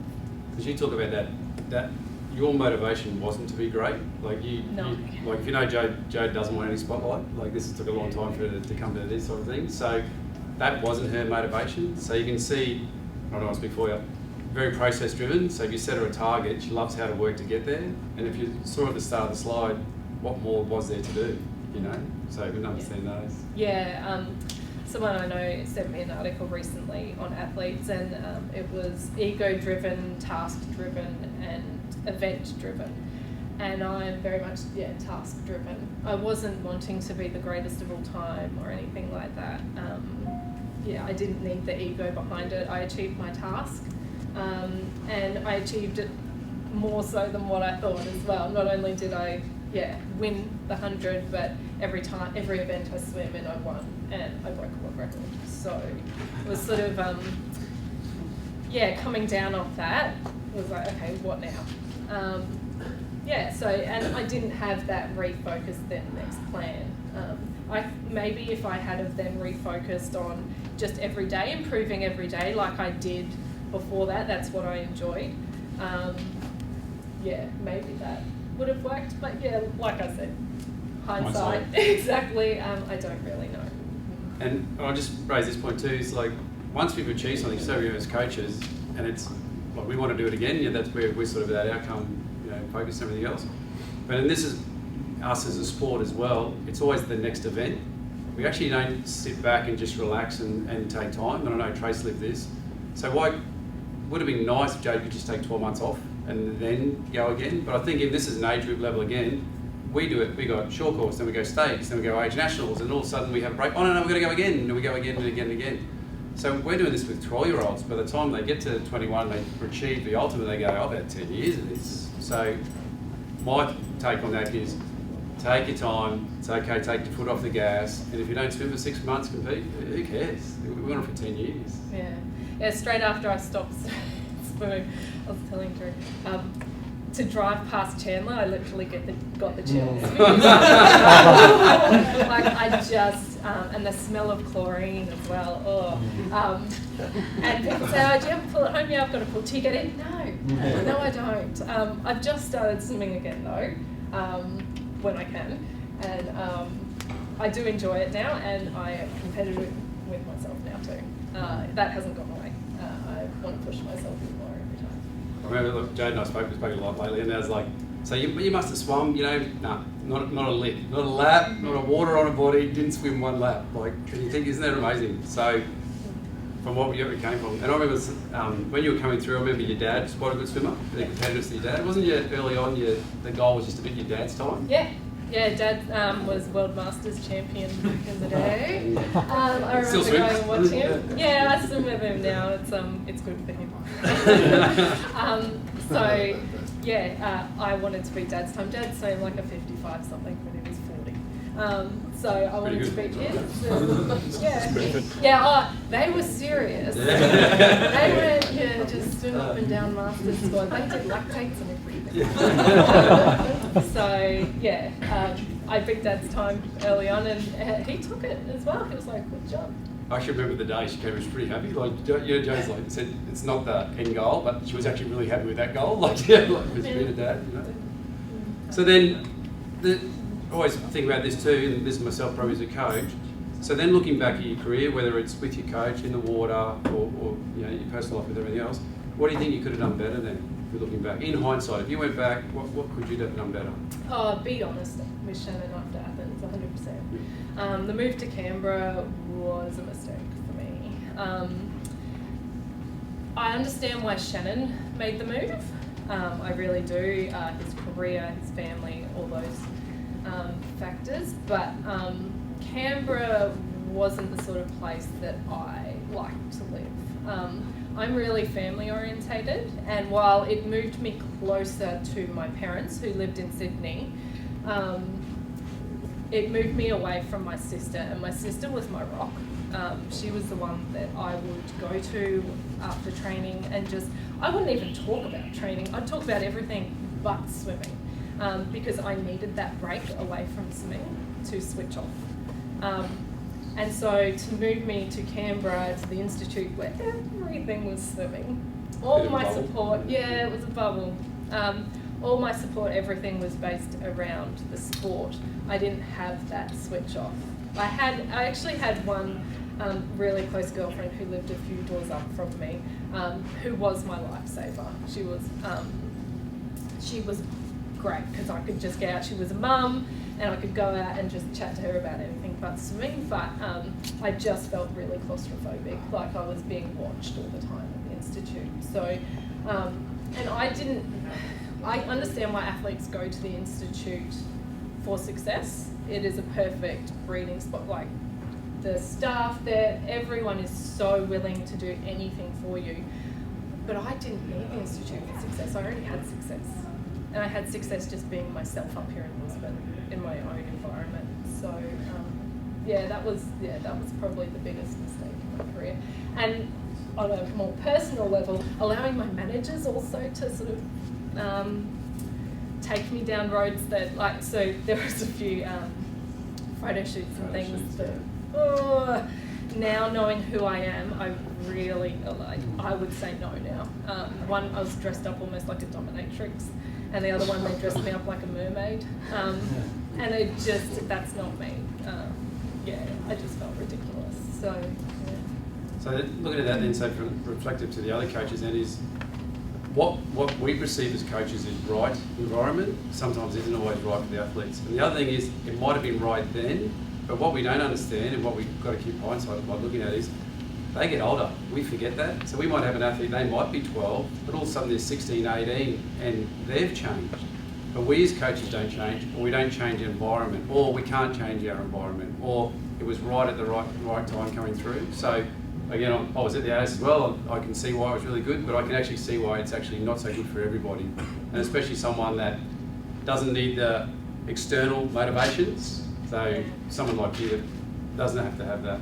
So I'll go on to that then. So the perception is so this is a perception again, that like all through the years, like people talk about Jodie's training because they say perception again, not a very good trainer.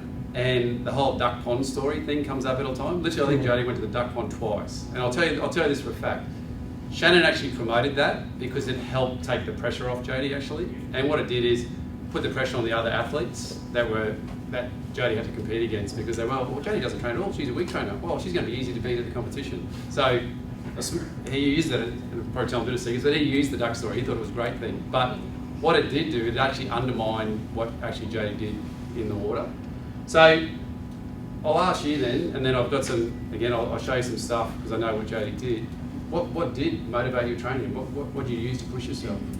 Yeah, just the daily improvements. I really enjoyed seeing that improvement. And like I was saying, because my dad was a swimmer, I could go home to him at the end of the day and go, I did this. And I really honestly enjoyed that feeling of pain, but pushing through the pain to go better than what I did the week before. Yeah. I think that's the strength, that we see. So sometimes we think winning the gold medal is, or going to the competitions while the kids train, but you see the really good ones. You know, like everyone, there's the trainers and then there's the racers, and then there can be both, you know. So it's understanding and identifying that and actually allowing those environments to flourish, you know. So I'll bring up a story and then I'll show you some stats. And this is God's honest truth. I've spent nearly 4 years, and then later on as well, 4 years with Jodie. I've never seen an athlete train harder, whether she was with the squad, and there could be the Australian team, you know, sprint training squad, or Jodie by herself. There was no comparison. So if you filmed her with, you know, the Olympic relay team, they had a training camp and the intensity that Jodie trained, or she was by herself, there was absolutely no difference. There's only one athlete in my career that I've seen. I know there's others, but Alicia Coutts like that. Oh, yeah. So Coutts, and she's a purple cow too. Yeah. So that's to identify that. You know, we actually set up those things in training sometimes. We challenge them against each other, and we think that's good, or we push them, we make other athletes lead in that. With some people that's adversely affected, that's wrong, and others they love it, others don't need it at all. So what I'm saying is understand your beast in front of you and have a look at all those things. So I'll throw this, Jay doesn't need to see, I'll throw this up for the coaches. So these are things that when you see the progressions of everything, what happened, these are the things that Jodie was able to do. And mind you, this is back 2003-ish, you know, to have a look at that. So you might say, I can have someone go faster then, but this is 16 years ago. So these are sets, these are actual fact, these are actually sets that Jay did. So these are a type of set, this is probably going into, I think it's about 6 weeks out type of set, you know, from a competition. So a 3-1 descent set, sort of a heart rate, 2-1s at MVO2, 250s at MVO2, and Joe historically would probably only do that twice. I just pulled up an example. I know that I had this as a 3-time set. So a lot of the stuff was always progressive. Like Jodie said, Shannon would give sets multiple times because I think he wanted Jodie to learn them. But then he knew that he didn't have to motivate her. She already knew what she had to do to beat those. And that was the thing about it. I said she didn't need anyone else in the water. She just needed herself. She just needed to know what she had previously done. So again, this was one of the most impressive sets I've ever seen. So 10 50s on 2 minutes, just all push. So it's an average of 26.7. If you think about that now, that's push. So lactate of 13, average of 26.7. So all on 2 minutes, mind you. So they're pretty impressive. Yeah. So again, these are the snapshot then, and I don't want to go too much into these type of stuff, but if you look, you're thinking about an Olympic champion. What capacities do they need? And I really want to say that it's the capacities that she had, that she was there, and it took 10 years to get them. You know, she didn't have these at 16. You saw that at 14 she couldn't break a minute. So, but that plan was to have it at 21. So Jodie's 2K, she didn't do this a lot, and I know this for a fact because Jodie hated it. She's just more of she was bored of it, where others love that stuff. So I think 24.50, I know she could be a full minute faster than that, you know, but that was about 16 years age, so that's a 14 average. Quality type of sets, and then these were done in different phases, so they don't think that's done in 1 week. These are phases set, so you can sort of see what's sort of going on. So 3 sets of 450s max, you know, 4 on, 4 off, and then varying cycles. They're mostly descending cycles to what Shannon was trying to achieve, whether it's sort of that production phase or an intolerance phase, so different things. These are sort of more age groupy stuff, and this is what happened to Chandler's and age group stuff, that 1 mod, 1 max, you know, and putting the stresses on these. This was actually a taper set. This is actually leading into, it's about 6 weeks out, I think, at one. I've never seen anyone be able to do this. So that 1 dive, 7 push, 26.3 average. So that was it going into Athens. These are sort of that production type stuff you want to look at. 330s, straight count. So there's rhyme and reason for this. Pre-loading sprint, back to technique, and then see what we can execute.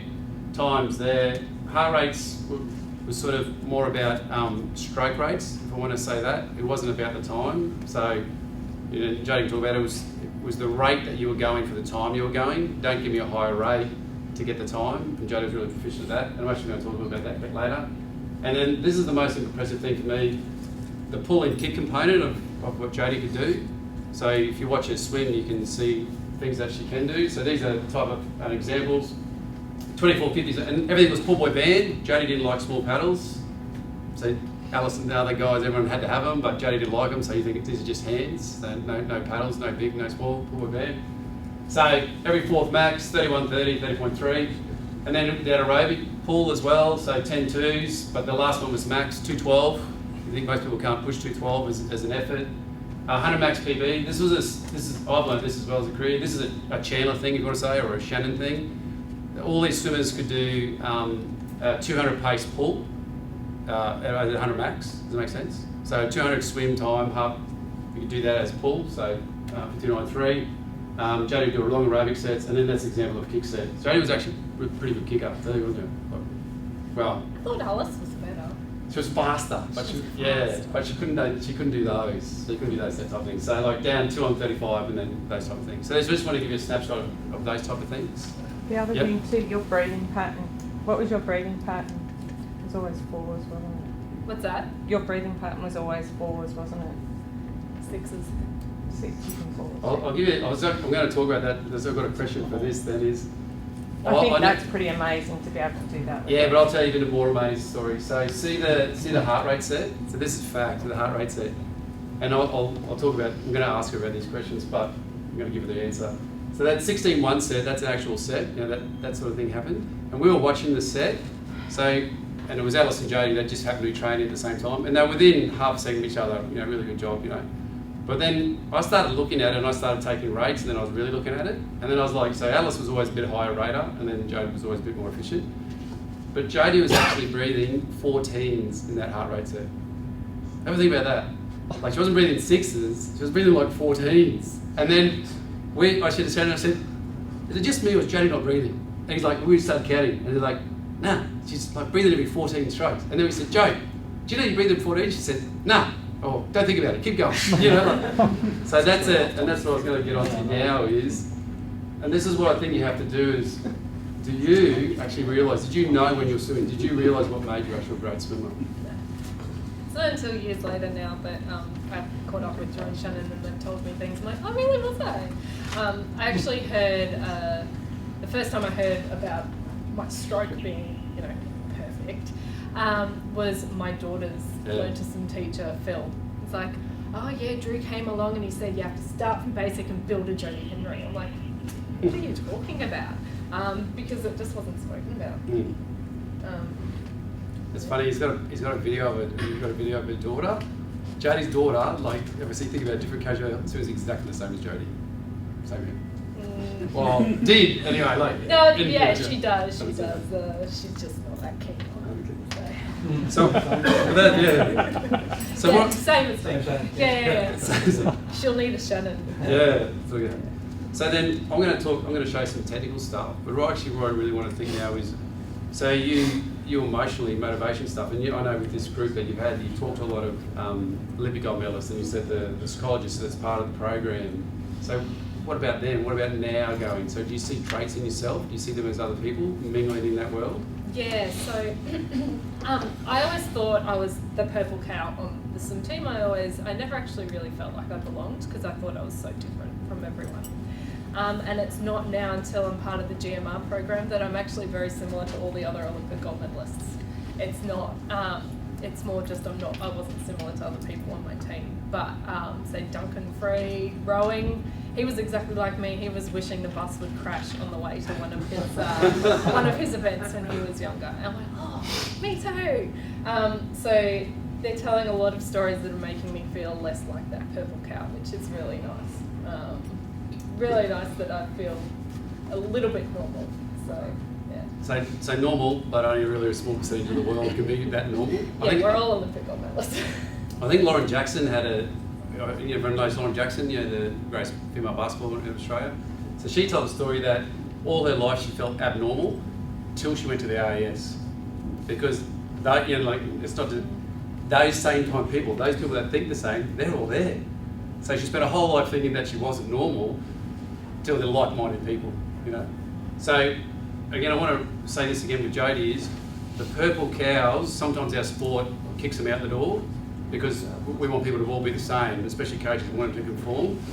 Just be aware of the purple cow. They could be Jodie Henry. Now, I'm going to go to some technical stuff, and I'll see if you can see this, because I want to ask you about them. Did you feel them, those type of things? So what I've got some photos of Jodie swimming, and I'm going to ask you guys, what do you see? And we'll sort of talk about that, and then I'll ask Jodie how she felt with those things, and then I could probably give you context where those things came from. Some of these things were taught, some of these things were God-given gifts. They just happened. So there's all different sort of photos. So what do you see on that first photo? What stands out? Could be anything.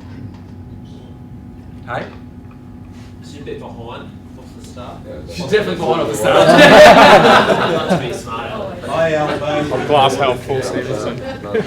So there's a thing with Jodie's, like everyone said this. So Jodie's start obviously that wasn't the best, but we're not going to talk about her makeup. So Jodie's makeup, there were reasons why that was really hard for them to work on the dive. So she got mobile, but she's tight, but you're tight across, aren't you?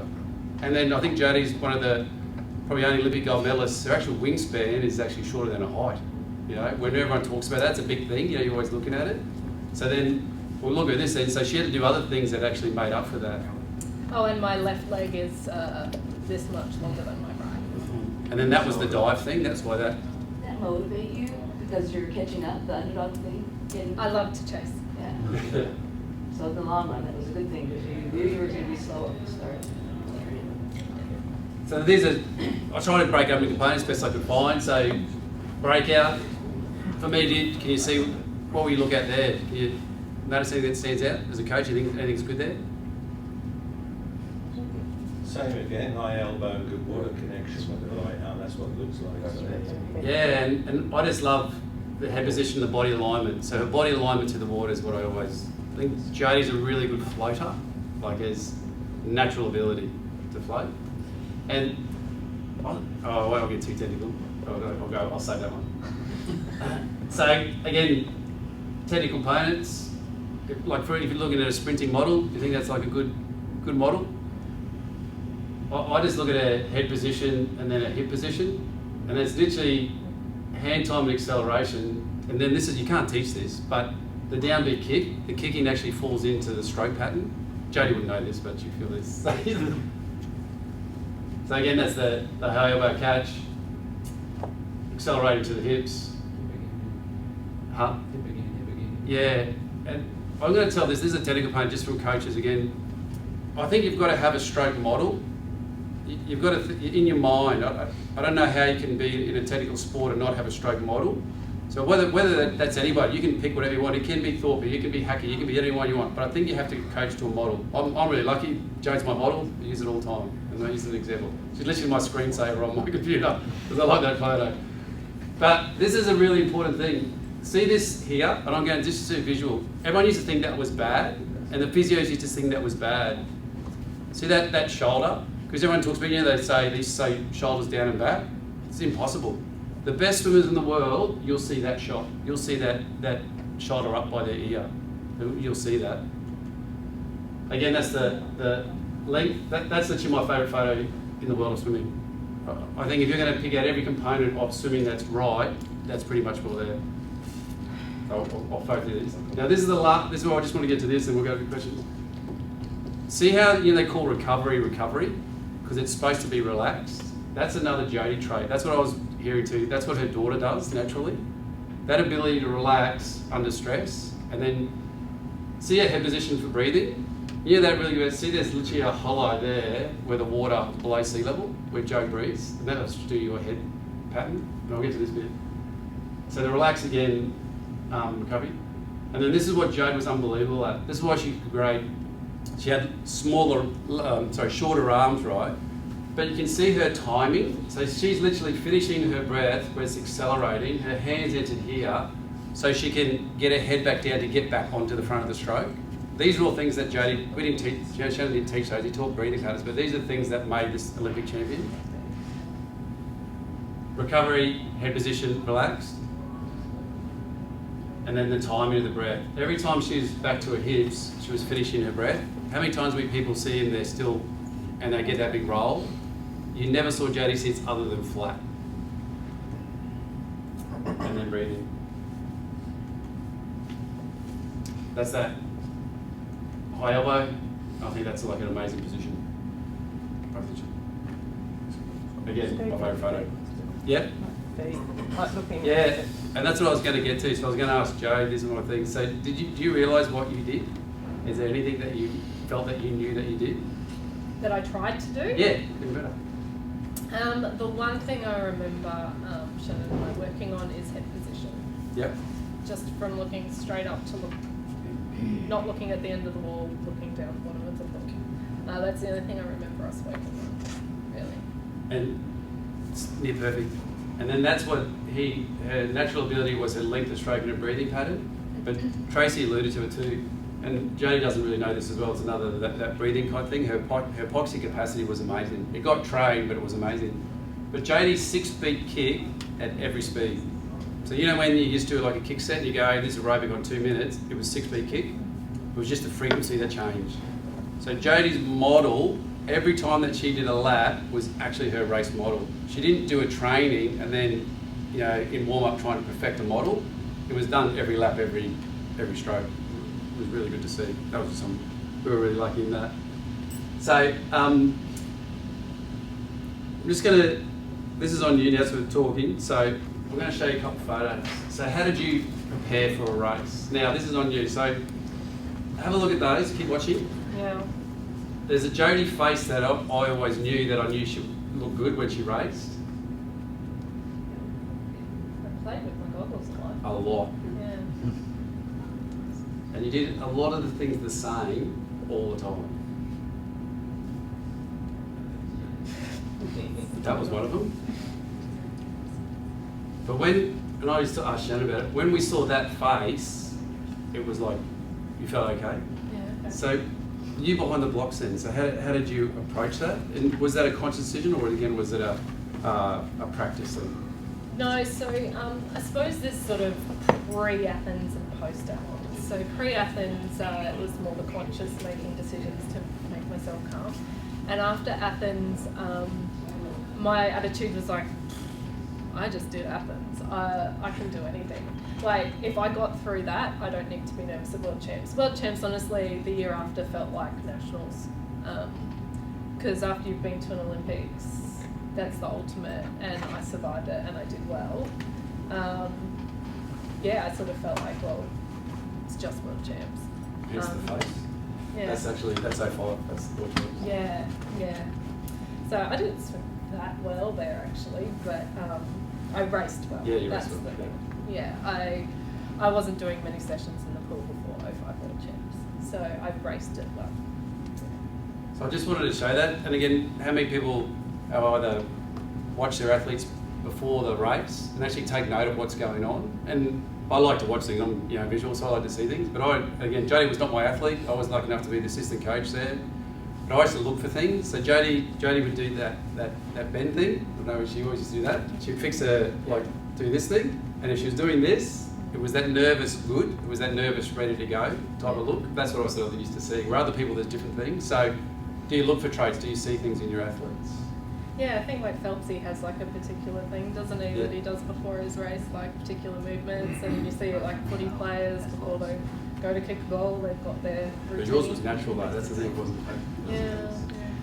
So we'll go on a bit more now about you. So then, well, we talked about it like with Brie and that. So what about as a female swimmer? So the Australian swim team, what you went through, yourself dealing with things. So what challenges did you face, you think? And then sort of things, what did you have to overcome? Yeah, I was just saying to Brie before, I'm all the abnormal range of things with my monthly. I've had 3 kids, so I don't get embarrassed talking about this stuff anymore. You don't get embarrassed after popping 3 children out. So I hit puberty at 12. So all my body changes and things like that had happened by the time I moved to Shannon. So I didn't have like hips, things like that. I didn't have those body changes once I started swimming well.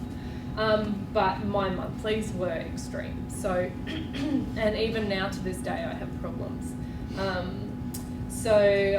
Very heavy, last longer, and I become anemic and really bad cramping. So I become anemic to the point I have to get blood tests all the time. Recently I became anemic. I was so run down, I was hospitalised with pneumonia. So it can really affect your general health.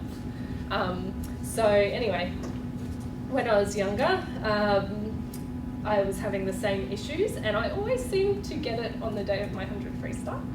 And one of my first stage nationals in Hobart, I had problems with it, and they were quite severe. And I was 14, and I had to go to Shannon and talk to him about it. So at 14, having to talk to a coach who's in their 20s, who's male, about female issues was really tough. But he took it well, and he's just like, well, if you can just try and do this and this and this and just try and get out there and race.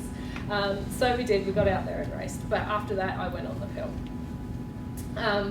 So was on the pill for a very long time and skipped because of the cramping, the heaviness of it, and becoming anemic. Now I'm sort of just recently realised how much that did affect me.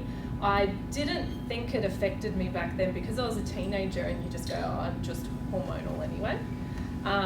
But I recently tried to go back on the pill, and I was sitting there one night at home and I was just about to start crying for no, like, the kids were being loud, but when you've got 3 kids, it's always loud. So I was just about to start crying, sitting there, I'm like, okay, I've got to go off this pill immediately. So I did, and I've sought other treatment, which is a lot more extreme. But yeah, if I had have known back then what I know now and the effects of the pill on me, I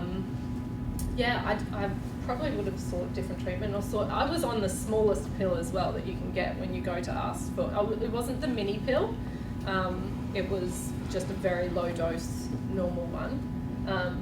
But yeah, for that to have affected me so much, I'm sure back then it would have helped Shannon and everyone else involved if I had have found that right one for me. I think we spoke about it too. You actually said things would happen in training, but you were the athlete that went, I'm just going to push through this. Yeah. So I wasn't the emotional one in the squad. There were other ones who were more emotional than me. But I was able to push through. But there were some days too where that pain was so intense, it just defeats you. But then there's other days where it made me angry, and I'd go harder at the set. But there are definitely days where you just, oh my God, it's so painful, and now I've got to go and push through this more painful section. So you're hurting all over.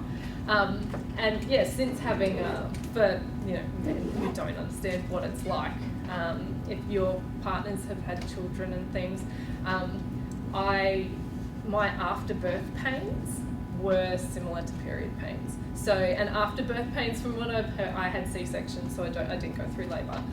Afterbirth pains are like labour pains. So basically, some girls once a month feel like they're in labour, which is not fun, and you don't want to train through that.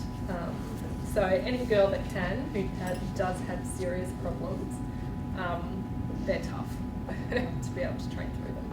So I'll ask the group, so does any coach, do you have discussions with the parents first and then their female athletes? Do they come and tell you about their menstrual cycle? Do they say, I had my period today, coach, be easier or anything? Do you shake heads? No? Yeah, ours do. They do? I remember, I went to the parents first and then said, please get your athlete, your daughter to tell me, if they don't feel comfortable, tell you, then you can tell me. And literally I told Joe this before, they made up a word, it was like George, I don't know why, I was like, they just made up George. Oh no, I was telling that before. They just said, I've got George today, or George is here, or George is in town, and that was enough. Then we just moderated then, because if they didn't, you think about it, at 13 or 12 or something else, I don't know why it was George, it was just George. But then at least we knew then, so we had the discussion, and then we could make amendments and make changes to it. Yeah. So I think that's an important one, especially going through, especially in light of now too, like I was saying before. Yeah, exactly. Some strategy. Yeah, some strategy. Yeah. And just open dialogue so that they feel comfortable to be able to say to you, I'm struggling today, and they're being genuine. They're not just trying to get out of the set. They really are struggling. But the other thing too, being female, that I struggled with, it might sound funny, but I actually don't consider myself a competitive person. I'm competitive with myself, but I'm not competitive with others. And I really did struggle in my squad.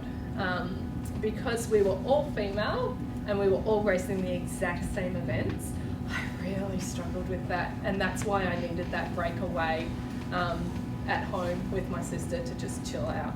It drove me nuts. We'd be doing like heart rate sessions, and you'd come in and you'd be like, and someone's like, "What time do you go? What time do you go? What time do you go?" And you just want to scream, "Shut up!" and leave me alone.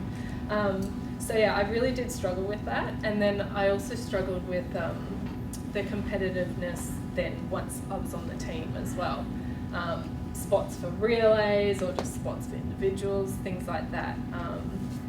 I'm not. Yeah.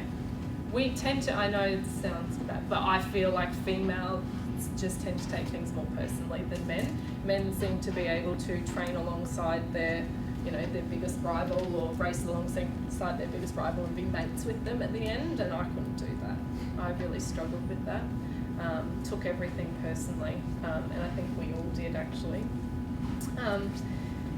So that was one thing as a female that I really struggled with. So I'll give some context to that. I think, and again, and Shannon and I spoke a lot about it, his success as a coach actually became really a hindrance, because there was one stage there, I think it was early 2000, it was the 100 free open final. Chandler had 8 of the 10 finalists, like across the blocks. So you think about a competitive environment, it literally became nearly too competitive, because there were people there that were age gold medalists, but thought they were doing a bad job and wanted to be better, but your future Olympic champion was just ahead of them by 2 years. So it created a great initial environment, but then it became really, really, it's not the word, but nearly too competitive is the fact that people couldn't take, like Jodie, it was selfless enough, other people needed someone else to chase or be or do, Yeah, it was, So what about internationally then, so international competitors, because I was going to bring up the Inga thing. So then did you find that you had that other female competitors trying to intimidate you, or how'd you feel them? Did you get along with your competitors? Did you know them? Yeah, I did. Natalie Coughlin, lovely girl. I liked the international girls. They were all really nice. I mean, you didn't train with them, you didn't have that personal relationship with them. They probably do more now because of social media. But yeah, I was fine with the international. It's sort of, when it comes to racing, anything goes, like Inga stared me down before the final in Athens, and yeah, if she's going to try and get her edge on me, that you've just got to accept that. It was sort of just the bitchiness behind the scenes, things like that I struggled with. And even now, I really do shy away from groups of women. So like after having kids, I didn't join any mothers clubs or anything, because it gets competitive and bitchy. And I really do shy away from environments like that even now. So then for us then, being coaches, and not very often we get an Olympic gold medalist to talk to us, give us their wisdom. So what do you think that you've got a group of coaches here, what do you think we need to hear? So from an athlete, how can we be better? How can we prepare for you? How do we look after the purple cows? Probably just get to know your athletes. That's the biggest thing. Spend time with them, understand their motivations, why they're doing it. Things that worked for me don't work for others. I needed Shannon. Shannon got to know me to the point where he knew exactly what to say to me. Before the final in Athens, I wasn't swimming well. I broke the world record the night before. I felt like I was on top of the water. You guys would know how it feels. Like you know when you're swimming well. The next night we were doing dive 25s timed, and I was 0.15 slower over the 25, and I felt horrible. And Shannon could have said, "Radio, go back and do another one, and we'll try and go as fast." But he didn't. He just said, "Maybe you won't have to be as fast tonight." So instead of making me panic, going, "Oh my God, I'm not going to swim as fast," he put things into perspective, and I just almost got the attitude of, "Fuck it, I'm just going to go out there and I'm going to race it." And I did. So he knew exactly what to say at what points to say it, whereas. Other athletes need the pump up and need the ego boost. I didn't. I needed the level headed. So, getting to know your athlete, getting to know that sort of stuff. I would say also don't bitch about other athletes in the squad to other athletes in the squad, that the environment's competitive enough. You don't need to complain to the others. That's sort of, there's, and in regards to the period stuff, and girls, just listen and just chat to them. Yeah, so you can understand where they're coming from, and you can almost then preempt how they're going to be feeling at what time. I think that's a good point what you said about, we are motivators as well, you know, that's what you're doing, but some kids you see it, and that's the point in detail of, they don't need the pump up, they don't need all the information, they don't need the race plan, they actually need the total opposite. But I think as a default from the coach, no, it's a race, you've got to get up. So a good point of learning your athlete, knowing your athlete, and again that takes time and communication, doesn't it? Yeah, and knowing who to be around your athlete as well. So even staff members on the team can be massive. I had a situation in Athens, and Tracy probably knows this story. Well, she might not know this full story, actually. So I was an NS athlete like Thorpe, and we had to have our suits approved. And yeah, she knows it. And for some reason, my suit was different to Thorpe's. So our suits weren't allowed to be in any way branded Adidas. Thorpe had one big stripe either side of his back. I had 3 either side of my back. So when it was put into the AOC, they weren't going to approve my suit. I had backup suits, but they really weren't that good. They were my old ones. So anyway, got into a panic and told the people that I needed to tell to deal with that. Tracy was one of them as well.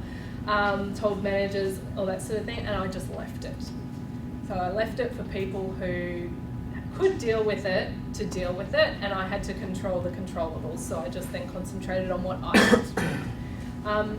One of the team managers then had a go at me for doing that and not thanking everyone that had helped me to get, and that same team manager had a go at someone else on the team that time as well who was really struggling.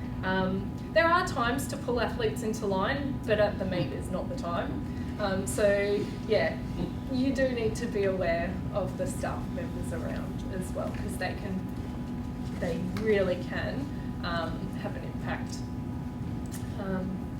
That's a good, you raised another good point is like, and as coaches to the team around the team, like team around you as coaches. So I know you didn't like a lot of voices, you only wanted to hear from people that you trust, but I know as coaches we try and go out and get a lot of voices, and then sometimes we get too many voices talking to the athletes. Yeah. There's a trust factor there, and then what are you going to take on? Yeah, I even made the mistake last year. I was on Junior Pampac's team, and one of the girls who was meant to do really well was super nervous. She saw the Americans walk into the pool and just completely fell apart. She's like, oh my God, they're massive. They're like gods. And she was really nervous. So we all sort of went into overdrive, like, what can we do for you? And I sat down with her and I said, what does your coach do for your race to help you? And she said, he pumps me up. He tells me I'm going to do really well. But because she was so nervous, everyone was really intent on bringing her down and making her level-headed, when what we actually needed to do was just go, yeah, like, no, you're going to do really well. You're going to be great. You're going to, you know.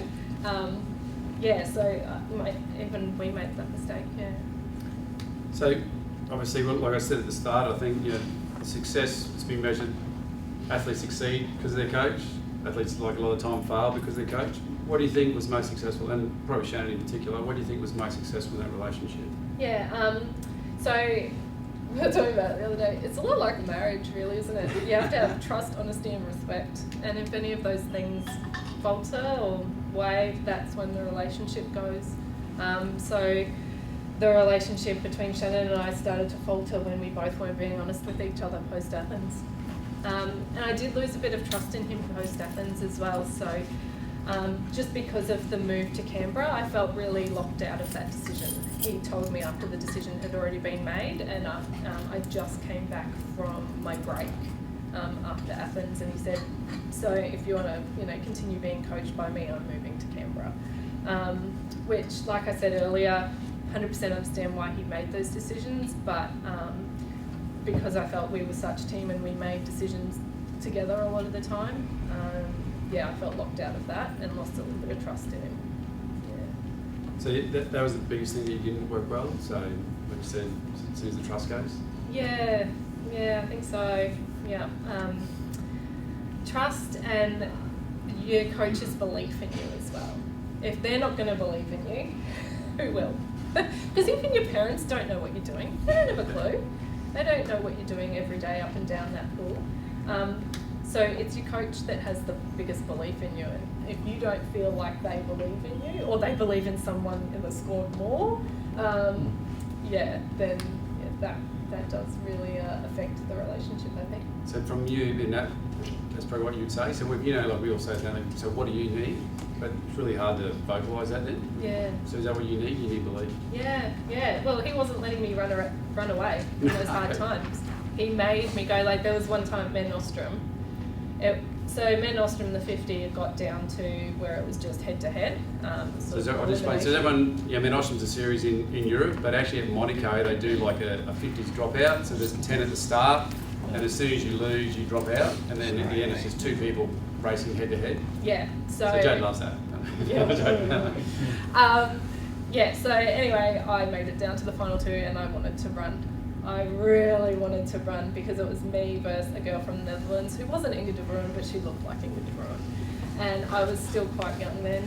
And anyway, so I got taken down to marshalling by Shannon. And Clementine Stoney, bless her heart, sat with me the whole time in marshalling, just chatting to me. So because of that belief, even Clementine had belief in me in that instance as well. The belief in you and with the people around you makes a major difference. I'll just expand on that scenario, because I know I've spoken about it with Shannon, is that was a moment in time. That was literally like fork in the road. So if you did let Jodie off, there was no way she was going to do that. So it's identifying that as coaches, those key moments, and again, it only comes from experience, I suppose, and deal with the athlete. He knew at that time there was no get out. This has to happen today. I have to put her in that situation. I think that's a case of you guys, how many times you actually putting in, essentially, I think, lessons that they can fail from, but then also lessons that they can excel at. You've got to do both. And I think that's Shannon what really did well is he put those situations in there. He knew, he didn't know exactly what he was going to get, but he knew he needed to put him in under those situations. So we'll go back then. So looking back, so Olympic champion all those years with Shannon.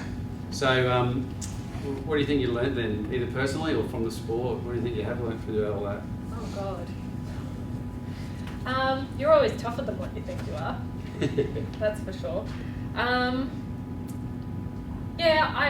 I think post Athens, I should have taken more responsibility for my career choices rather than just going with what people around me were saying. Because I am laid back and quite passive typically. I'm passive until you push me to the point where I explode. But yeah, because of that, I just go with whatever people say. I should have stood up probably more often and just said, no, I'm actually feeling this way. It wasn't until Shannon basically told me, I think you need to walk away from swimming, that I walked away. Because I was just doing what people told me to do. Yeah. So this, everyone says it, no regrets? No, I never regret because I'm happy with where I am. I've never not been happy with where I am. I always, the one thing actually, I said I never wanted to be Olympian. The one thing I always wanted to do growing up was be a mum. And I've done that. So, it's hard. It's so much harder than being an Olympian. It is day-to-day struggle. So no regrets. Thanks, Joe. I have got some other stuff, so it was more, I've got video footage of the relays. So like I said, there wasn't just one world record broken. This is the thing that really understand the achievement of what Joe did in 2004. 3 swims, 3 world records, 3 gold medals. So actually an outstanding achievement if you think about it. So like it's Phelps-esque, but I actually don't think we actually celebrated enough for what actually was achieved in that period. And again, for myself, I was really excited at the time too, because you're like actually intimately involved. But it's really been good for my journey, looking back at it and actually seeing what you achieved. So I just want to say thank you for that. It's been really good. And given the context too, because at the time we were used to having very good 100 freestyle girls. Yeah. We were terrible. Yeah, it was the first, it actually launched it. Yeah, it really did. It was on the back, on no one's shoulders at the time, which is probably not talked about enough, I think, because it's just out there. It was like a surprise to have a girl who's in France. It was almost unfashionable to have a female sprinter. And I was talking to Shannon just yesterday. We talked about it. Culturally now, that got set during that period, and I actually think it helped lifted the males in that period as well. But this is no slight on anyone when I say it. We've actually had the number one go in a number of Olympics in probably the last 3, and we actually didn't get the gold medal. We actually did this time. So again, I don't think we didn't celebrate it quite enough, how hard it was, and actually the journey going through it. So. Hey, can I just say something? Yeah, I was just going to open up to any questions. I'm going to say something as well. What I find interesting, and I don't want to embarrass you, I probably will. It's just, like we as coaches, we want our kids, forget swimming, we just want them to be good people. And one thing I've got from today is just what a great person you are. I think how she's spoken is fantastic. You've got such a great sense of self, what I can see. And I like the fact that, you know, whatever it was, the purple cow. Who cares? At the end of the day, we've got to understand we've got different individuals, and we cannot create like these stigmas with different personalities and stereotype people. We've got to try and truly empathise with who they are and understand that. And it's not easy when you've got so many personalities. But no, that just comes so strongly today. Just what a good, humble person you are. Yeah, it's fantastic. I've got a lot from today, so thank you. So I'll open it up then if Joe doesn't mind answering questions. Is there any questions from the floor? You might not remember, but can you remember what you think when you're in lane 4 at the Olympic Games? What are you thinking about when you're swimming? Yeah. Or are you just on automatic pilot? Yeah, in a way, autopilot, because you train every single day to do that exact race. So you should have an element of autopilot. Every time I used to dive in a race, once I hit that water, it would take my breath away, the coolness of the water. So I remember that feeling a lot. But like I said, my race plan was always fast, easy, down the first lap. And so I would say that to myself in my head. And then after I turn, I literally do say, go. So, yeah, because you couldn't see in that grainy footage, but I had a shocking turn in that 100 free. I got stuck on the wall. My feet hit low. I swear I probably turn better now than I did that night. You're more experienced. Totally. Yeah. Got a few years under the belt. Do you think about the feel of the water at all or not? Do I think about when you're racing in lane 4 or not? No. Okay. It's funny you say that, Barry, because that's actually one trait that, I wouldn't want to speak for Jade, she again doesn't know this, that's actually what she had. And I used to marvel at it all the time. So this is the real technical point of view. So Jade's hands, every time she had the water, you see that there was no bubbles. There never used to be bubbles on her hands, so her feel was unbelievable. And she was even this. So she used to, and I said it to Shannon one day, because I was an inexperienced coach, I said, why is she doing that? And he goes, because she's amazing, so she used to enter, but then Jodie, if you enter, you might get a little bit of bubbles. Jade would go a little bit left because it's a little bit cleaner, there's no bubbles, and then press and catch. But she never taught that. It was just that ultimate feel. It was such a thing. It was like in, and she'd go, well, it's a bit cleaner over there, I'll go there. Like, you can't teach that unless you're really looking for that. That's feel for the water. I'm not going to point that out, but that was feel for the water. Yes, I don't know all these. Just learning them now. I'll show you. So I'll actually send you all these so you can actually do it. So these are the other great achievement on that night. So through that meet, this is the team-based thing. So we don't beat the Americans in relays, not back then. It wasn't until 2000 when those boys did that. Actually, one of the greatest swims in history to get over the top of them. These girls did it twice. It was like groundbreaking. It was revolutionary. We didn't win relays at that point, like that in that fashion. So to do that was absolutely amazing. And again, I still remember it. I actually remember it vividly, those races. And I'll give you all this copy so you can actually go through and watch it. But I'll show you these. These are the race reports. So if you want to have a look at them. So this is the relay thing. Again, you can have a look at that. It's like coach nerd out on that if you want to, but I always do. But I'm actually going to highlight something. So Joe's turn time is actually here if you want to be technical on it. So all their components are here. So changeover 0.3, start time 6.3. and then the splits. I'm going to show you something else. So this is at the time 52.9. I think that was the fastest relay sprint in history. So it had never been done before. A girl under 53. So there's all these little things that again no one really knows. That's the fastest that has ever been done by a female. It was the fastest home too, like the splits that she achieved.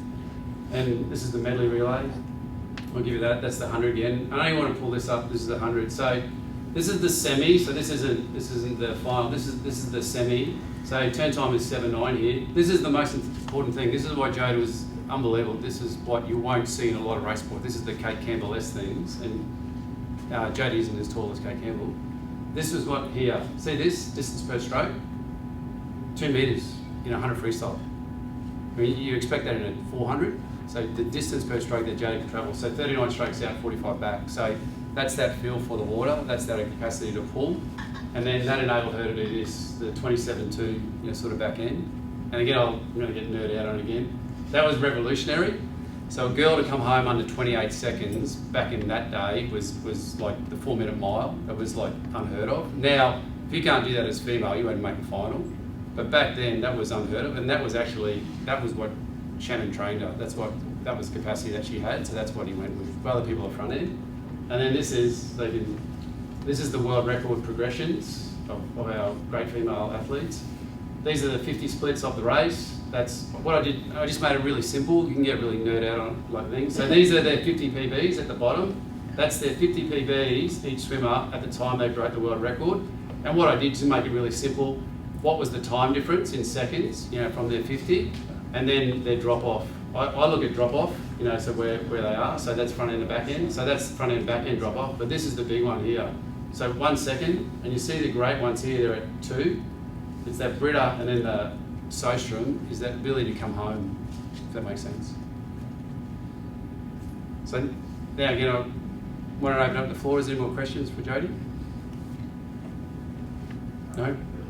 Enlightened?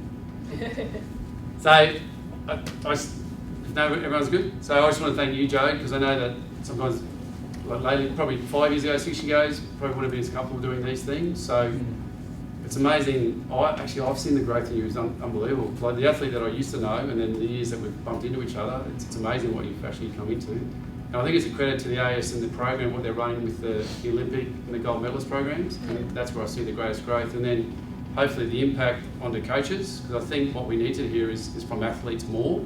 As coaches, we hear from coaches a lot, but it's sort of one side of the argument, or the discussion. I think we've got to start tapping into our athletes and actually see what transpired in those situations. Thanks, Joe.